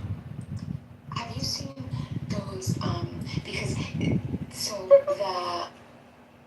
I'm trying to think through it, Abby, and I think, yeah, probably I'd lean on, probably lean in favor of the casino, unfortunately. Had Tyler's ID signed on it, right? You can have more than one device, and you can text from any of them on iMessage. But if Tyler was looking at his phone and somebody was texting Lance Twiggs pretending to be him, that would be pretty odd, right? You were watching a conversation happen that you were not participating in on your own phone. So I think that's out the door. I think that these were fabricated by the state, either by Celebrite, which has a documented history of injecting information into mobile devices, or they are taken on a different day, and they're being presented to us as if they are September the 10th. Those are the two plausible explanations. But I believe this kid. Okay? He's a hardworking young man in a fast-paced establishment from a small Utah town, and I found his testimony to be compelling, and the timestamp is corroborated by the owner. That's the right receipt, at least. And two witnesses say that receipt belongs to Tyler Robinson with 100% certainty. I believe that over this 100%. And I think a jury would too. I think a judge might have to. There's a reason why they didn't come out and say, well, this receipt doesn't belong to Tyler Robinson. We ran those numbers and it didn't match. There's a reason they didn't say that. I'll get into that maybe on a different day. So, yeah. Throughout the entire case, no one was able to ID Tyler Robinson, get his license plate. Even his lover, his roommate/lover, could not 100% ID Tyler Robinson. But this kid could. The one who can check out. And you were the one that helped him check out? So you were the one that helped him check out. He ties it to the ID. He ties the receipt to the ID. He does. I don't need the card number. He just told me that receipt belongs to Tyler Robinson, and Tyler Robinson was in Penguich until 9:47 p.m. And if he was in Penguich at 9:40, Can you explain, elaborate on your scheme here? Okay, so it's a pretty common scheme. They're called junketers, and they. I actually know a very big one that's based in Florida, which I'm happy to get you the info on it. And they rep all these different cruise lines, so they will. They also rep land casinos, land-based casinos as well. But you will often you may have to deposit. When you go and you're playing in the casino, sometimes you have to deposit money in advance because they don't do markers. Exactly. Right. So you'd have to do the deposit, which for your markers in advance, and they'll pay for the whole cruise. And because definitely if you're going to play anyway, and the guy I know that has the company in Florida reps most of the cruise lines, like the NCL Celebrities, the New Virgin ones. My girlfriend did it through him. My Virgin, Princess, Regent. I don't think he does Seabourn and Silver Sea, or if that's still around. I don't know if he does that level. But wherever there's a casino, some of the more exclusive ships might have a couple tables and a few slots, and I don't think he does. What do you think? Brock is a retired attorney or something? This is a fucking fat ass alcoholic cameraman who can't pay his bills. You're gonna send him on a junket? This fucker can't afford nothing. What are you doing, Abby? You're trying to ruin this guy. Fuck. I'm listening, and essentially, if you like cruising and you're going to be playing anyway, you might as well. Yeah, but just to understand me, for example, I just went on a week-long cruise, and I laid $300 down on the table, and all the entertainment sucks there, right? Just for my opinion, right? So if you're not going to the shows, you're going to the flight, you're going to the casino, right? Hello? Is that Necro, my campaign donor? Hey Necro, can you send me another $5? I'm running for mayor. Okay, that's great. Hello? That's great. It is, because they're not fair games onto cruise ships. They're pretty skewed. So I say that to say that I use my, I don't throw a bunch of money. I don't have a bunch of money to throw at it. I just use my math skills. I'm really good at math. And then furthermore, like if someone gets up and leaves from the table, I'm not opposed to taking their seat. I'm not afraid to like win a couple hands and then run away. I just, I figure it out the best way I know how. Do you Brock? What's the question? Like, do you do advantage play? Is that what you're talking about? No, I only played one game. I did play like a few hands of blackjack, and then I did slap. I think I used my free play at the slots. I don't do the slots. Slots are ass. I play this one game. I know it very well, and yeah, that's pretty much it. And then I go to Did you take markers at all? No, ma'am. No. So how'd you have your cash? How'd you have your cash to play? I just brought it with me on board. Did you use like an ATM there? No, I got the cash from the bank and then I brought it on board with me. So what I think they do is they ask you to deposit in advance. Yeah, they want you to load it to your account. Right. But there's definitely companies who do it. There's as I said, there's one based in Florida that's very good. And they'll do like. I guess the way I think is like once you let your money out of your hands, now you got to get it back. And so once you're on the boat, like it's so much work. I'll just rather bring the cash and say this is what I have to gamble, and that's it. I don't like when I run out of money, I run out of money. You know, Brock, if you come to Chicago, I know this great junketeer on Michigan Avenue who does the 3-card money trick. Bring 500 in cash and pick the left card. You're gonna win every time. The junket business was such a big business for so long, feeding the properties. But I mean, they also do like Puerto Rico. It's, the different resorts that have casinos there, and some of the island ones. I mean, not just the cruise ships. I mean, is it true that the dreidel is the basis of all gambling? I went to the new Celebration Key in Bahamas. It's freaking gorgeous. It's amazing. But the first place I stopped was the Cabana. I talked to the guy and I was like, hey man, if I want to catch a cab and go see basically the real stuff, he's like, you mean the city and like the way we actually work? I'm like, yeah.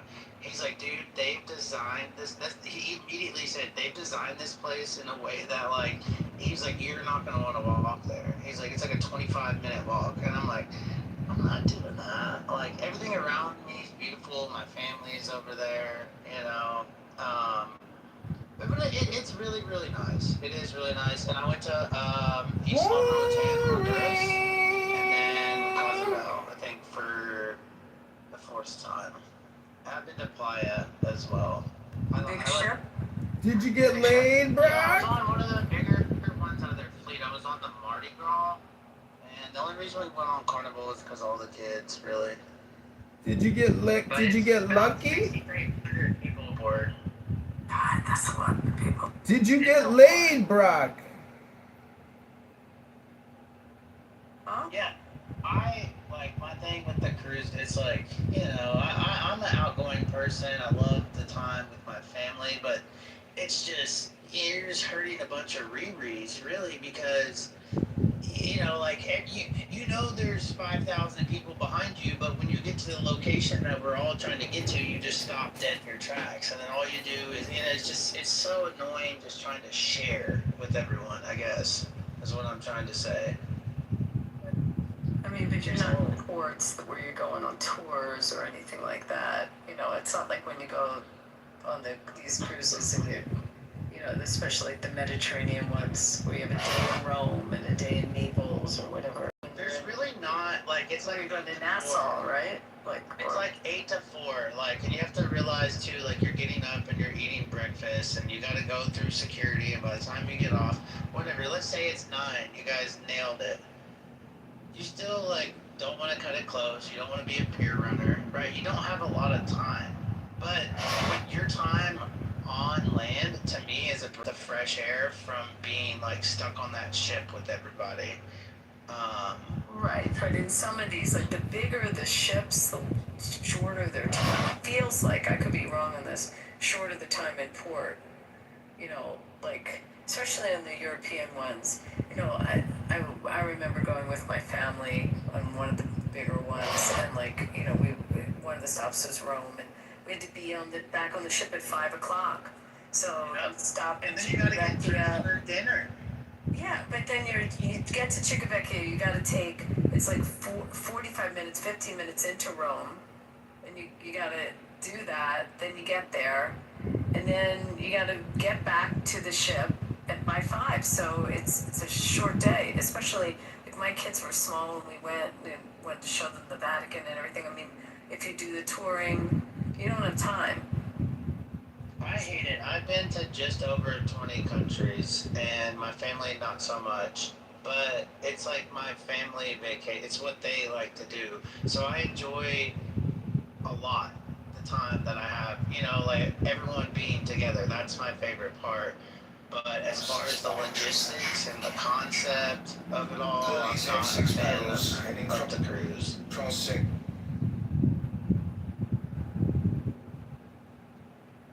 No, I mean, they don't This is a fascinating conversation and fabulous, but have you seen that Dr. Fauci's diary was released? All of our suspicions. What's your feeling on it, John? On Dr. I've called for the Sergeant at Arms and the Marshals to stand by and await for the imminent arrest of Dr. Fauci after Rand Paul shoves his fist down his faggot little throat. I heard a commentator talking about it.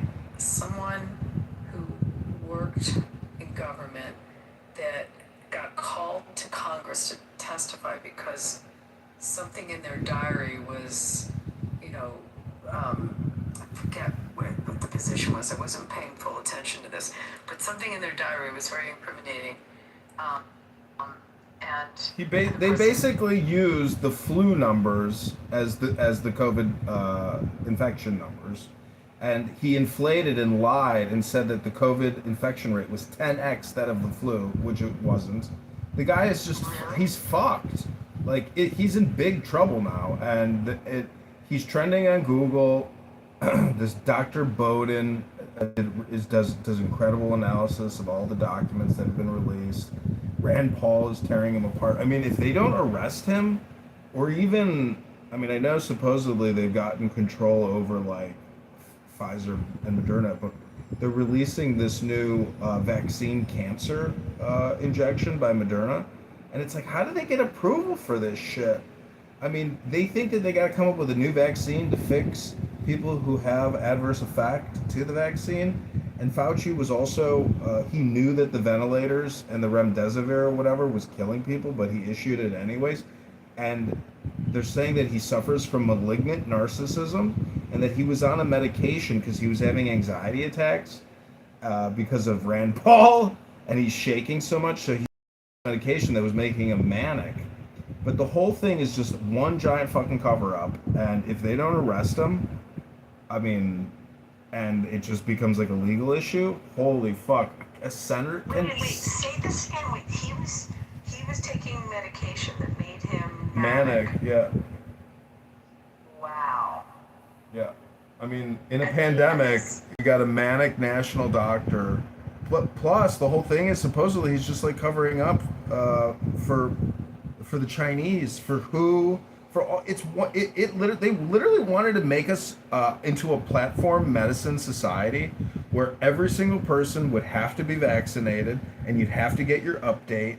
Like that was the dystopian future. We were going to go into that, and it's still like up for debate. They think that because fear is such a hell of a drug, they could do it again, and I believe it.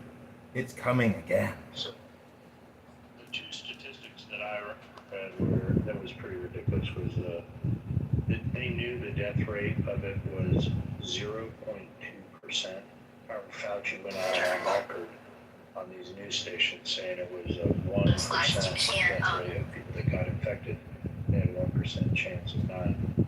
So he inflated the death rate by at least 5 times. And the other one was 10 of 12 of them the scientists that worked on this team were all telling him that they came, that the virus likely came from the Wuhan lab, and that then he went out on the Sunday talk shows and would say clearly that he's heard this conspiracy theory about the Wuhan lab, and it's just a bunch of BS and stuff. It's really wild. How old is he now? He's 146. I'm not sure how old. I mean, is he 80? What constitutes crimes against humanity? I know. Do we have anything at the federal level of crimes against humanity? Yeah, traitorship. I mean, what he did was traitorous. But Bill Gates is also at the center of all this, and his emails with Fauci, and even Epstein. Like the entire COVID-19 experience, the lockdown, the shutting down of all businesses, the shutting down of society, the BLM riots, the mass vaccinations, the way they gave out the vaccines with lotteries. You know, you could win millions of dollars, get injected, and get it put into the raffle. Like total fucking groupthink, insane behavior, totally anti-American, but just total propaganda, nonstop, hardcore. And if you were on this gay retard clown app for lonely bored people, you heard the most obnoxious, horrible people that you wish you could have punched in the face. Like Dr. Copeland, the Army hero, putting COVID-19 vaccines in our patriots' hands, killing Rangers. And now they have Rangers on testimony coming out saying that they refused and resisted. And it's, you all know, if you took it, I feel bad for you. You gotta have sour grapes. Everybody that has taken it has confirmed, yeah, I guess I didn't have to take it. I got sour grapes. You know, I have some adverse side effect. I was fucked up. Wish I never took it. Because it's not like taking, you know, a vitamin D shot or having a chicken chop salad and, you know, eating healthy, going to the gym. It's taking a completely unnecessary medical intervention for the fucking flu. It's looking like whatever the lab leak is bullshit. That they just used the flu numbers because the World Health Organization said the flu disappeared from 2021 to 2022. It all became COVID. John. Not John. It's a fucking psyop. It's for retard faggots. Family members die from it. Die from what? The vaccine or from the COVID-19 virus, supposedly? From the virus.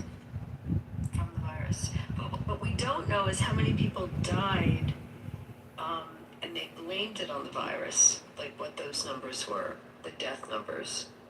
I mean, the people that I'm talking about died from the virus. If there's any justice that I hope is served is crimes against humanity during that time. My dad died initially he had prostate cancer and then it metastasized and spread. He did get the vaccine, get the Pfizer shot. He was required by Chrysler. And the food prices have soared at grocery stores around the country. Prostate cancer, as we know, is the most curable cancer for men. And I know in my gut and in my heart that the reason why it spread and metastasized is because I just know, but there's no proof of that, right? So I know that there was obviously a virus, to say that there wasn't, there was. Was it man-made? I truly believe that with my whole heart. And it was crimes against humanity. And they won't ever show the amount of people that died from getting the vaccine. There's how it's so. No, they have thousands of confirmed VAERS. There thousands of people in VAERS died upon impact of receiving it. I think it's 3,000 is the official number or something. People were putting it on their death certificates just for car accidents, etc. It's a huge scam. It indebted this country. We've lost trillions. Yeah, I don't know weeks ago where they found like an elderly person in their apartment dead because of COVID. It all transpired at the hospital or after they. Did anyone ever hear of a person dying at their house from COVID? Like the body being found? Yeah, it's interesting you say that. I mean, the two that were related to me, I had an aunt and then my ex-husband's brother, were both in hospitals. My uncle got double pneumonia. My aunt watched him die on an iPad from the waiting room. But then once he was in there for double pneumonia, they said he had COVID too. And then it's like, oh, it's compounding. And that's why. But I've known him my whole life. You know, I thought he lived a terrible, unhealthy lifestyle. And that's what led him there. But I don't know, man. I have a couple friends who had their grandparents die. The statistical significance of the morbidity rate went way the fuck up after the vaccination, not from exposure or however the fuck this fucking monkey virus supposedly spread throughout the world, like the movie The 12 Monkeys or whatever. I mean, how does a fucking lab leak get into Africa from fucking Wuhan? How does it go all around the whole fucking world in 30, 60, 90? I don't fucking buy the story. And it's the fucking lied to us. They called influenza or the flu the fucking COVID-19 vaccine virus. Do you remember in the beginning, right, that it started to manifest in northern Italy? Do you remember, like, all those crazy deaths? Yeah, they're banging the pots and pans on their balconies, saying, "You are heroes, heroes," while they're doing their fake mortuary marches every night. If you go to what those towns in northern Italy were the production towns for jewelry and for leather goods, but mostly on the jewelry, and they brought in, they had all these Chinese workers that came in. These have 6 petals, and in cross-section of flowers show the hexagonal 6-pointed star, which is the symbol of the macrocosm. Italy. But in the beginning, I knew one person who died in March, that first month. That's another, I forgot about that person. And he was a physician in Manhattan, like a famous physician. Do you know how many doctors that have come out? Taken up at the hospital. He went on. Abby, do you know how many professional doctors, intellectual, intelligent doctors that are resisting their state medical boards and resisting Pfizer, Moderna, J&J, and risking their careers? They've been sued into oblivion. They've been blacklisted because they know that the vaccines are a scam and they have adverse effect, no positive benefits. I mean, it's just obvious. I mean, I haven't had any negative effects so far from that vaccine. Aren't you a faggot? No, but I did too. I've had 5 shots of it. Aren't you a faggot? I mean, I had the Moderna, and I did it.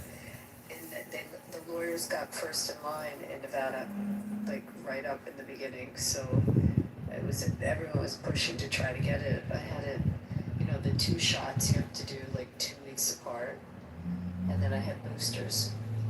Yep, I talked to MDs who literally from UCLA Medical School and from Cedar Sinai, and I've had just plain conversations with them, like, hey, what's going on with this? Is the vaccine real? And they all, every single one of them said, yeah, it's fine. You should take it. I took it. So for all you, sorry to hear that. For all your crazy. When all the faggot retards I knew said to me, "Oh yeah, John, go out and get it," I knew right away not to get it. More licensed doctors who took the vaccine and are fine. With you saying this, can I just say that I've had Alexander, and we're on this. Have you read the Fauci diaries? No, I haven't read the Fauci diaries. Today, it's been all over.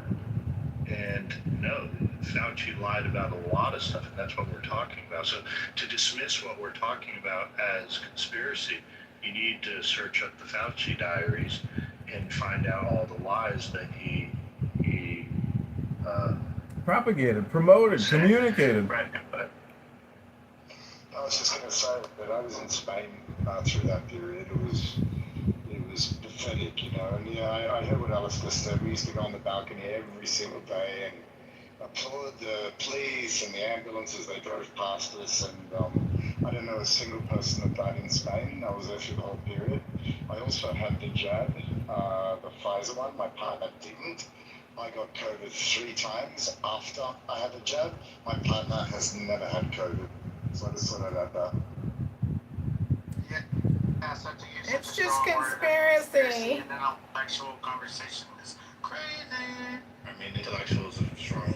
Well, that's what I'm saying. Just think before you speak, and then also before you enter an intellectual conversation, just maybe not go so extreme with your words. I didn't even go extreme, and I would. That is extreme. I would hardly consider this an intellectual conversation when you're talking about. Listen, it's not going to turn into an argument, but like before you use the word conspiracy, like would you just stick yourself with any needle and inject anything? It wasn't just needle. It wasn't just any needle, bro. It was a super advanced research product. You know, you had it, you know, like you also have medical advice. You rely on doctors. You listen to your doctors. Listen, I gotta just argue this one. I'm a professional. People like pay me money. I'm licensed to give advice, and they rely on my advice, and they take action as a result of my advice. Same thing with this one. We rely.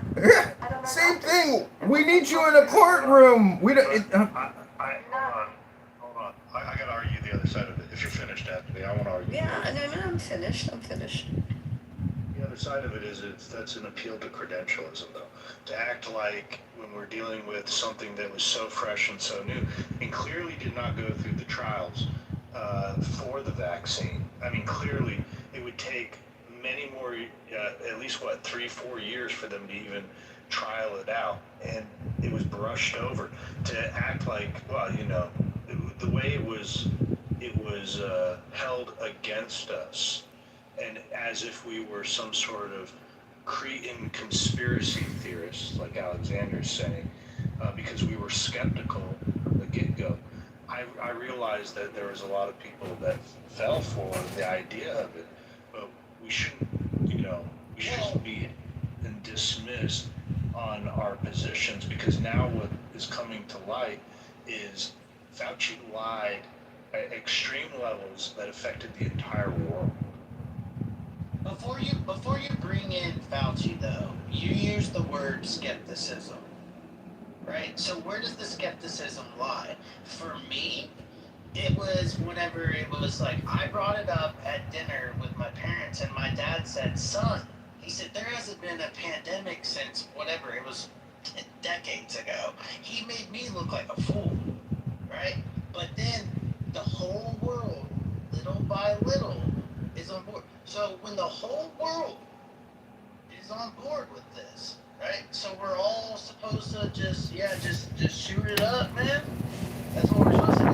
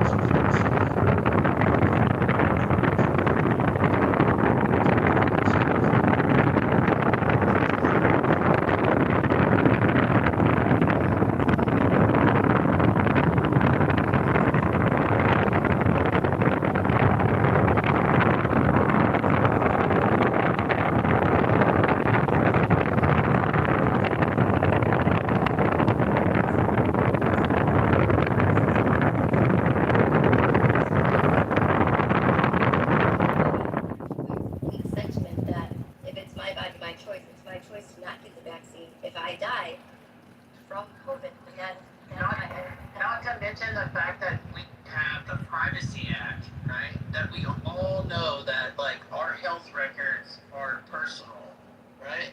But somehow that spills over into the business world, right? You could be a part of a Fortune 500 company. Everyone's talking. People will ask you like, "Did you get vaxxed or did you not get vaxxed?" Right? They will say that to you in the workplace. Unacceptable. We all know that. But your answer determines your fate. And you know what's so even crazy? That just can you back off you? So now, okay, and I'll just say my dad, he worked at Chrysler, was required to get the vaccine. Now, if you want a job at Chrysler, do you know that it's not that you don't have to be vaccinated to get a job there? But if you were working there at the time and didn't get the vaccine, you no longer had a job. But you now, in 2026, you don't need to be vaccinated in order to get a job. Well, do you remember the 20 million illegal aliens that flowed over the border during the BLM riots? They didn't have to get vaccinated, and those huge fucking 200, 300,000 trains of people pouring into the country. Where was the concern with the mass vaccination for those people?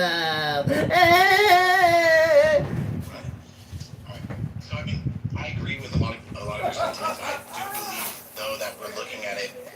You know, we're looking at it from we're looking at it into the past, right? And hindsight is 2020. If we can kind of try. No, we're not. If you weren't on Clubhouse in 2021, bro, you I was on Clubhouse in 2021. You gotta let him. hindsight, man. Here's the deal, Brock. You have to let them speak. We're not gonna do this shit and shut people's conversation down. I appreciate that. From what I remember, it wasn't that long ago. I'm sure you all remember as well. You know, we didn't really know what this was, right? We didn't really know what COVID was. We kind of were figuring it out as we went along. People were dying. I saw the hospitals. I have friends who are nurses. They told me that what it was being reported was true. So that was real. People were dying in large quantities, and something had to be done. Now looking back at it, yeah, obviously a lot of mistakes were made. Obviously we overreacted, and clearly there was probably a better way to do it. But in the moment, we really kind of were in the dark. So I can't look back at it like with so much. I guess Disagree. But people are playing like Russian roulette with like people's lives. You understand that? Like. Yeah, I do. Right. So that carelessness, like people need to be held accountable for that. But they didn't know. But nobody's in the dark. But he states it as like being in the dark. Let me offer an anecdotal story. Yeah, let me offer an anecdotal story. My uncle died in the hospital because they attached up. It was early on. It was like March or April where they attached up the ventilator systems, and that turned out to blow holes in his lungs at the time because they thought it was a lung issue, and it wasn't a lung issue. So he was actually killed by the hospital.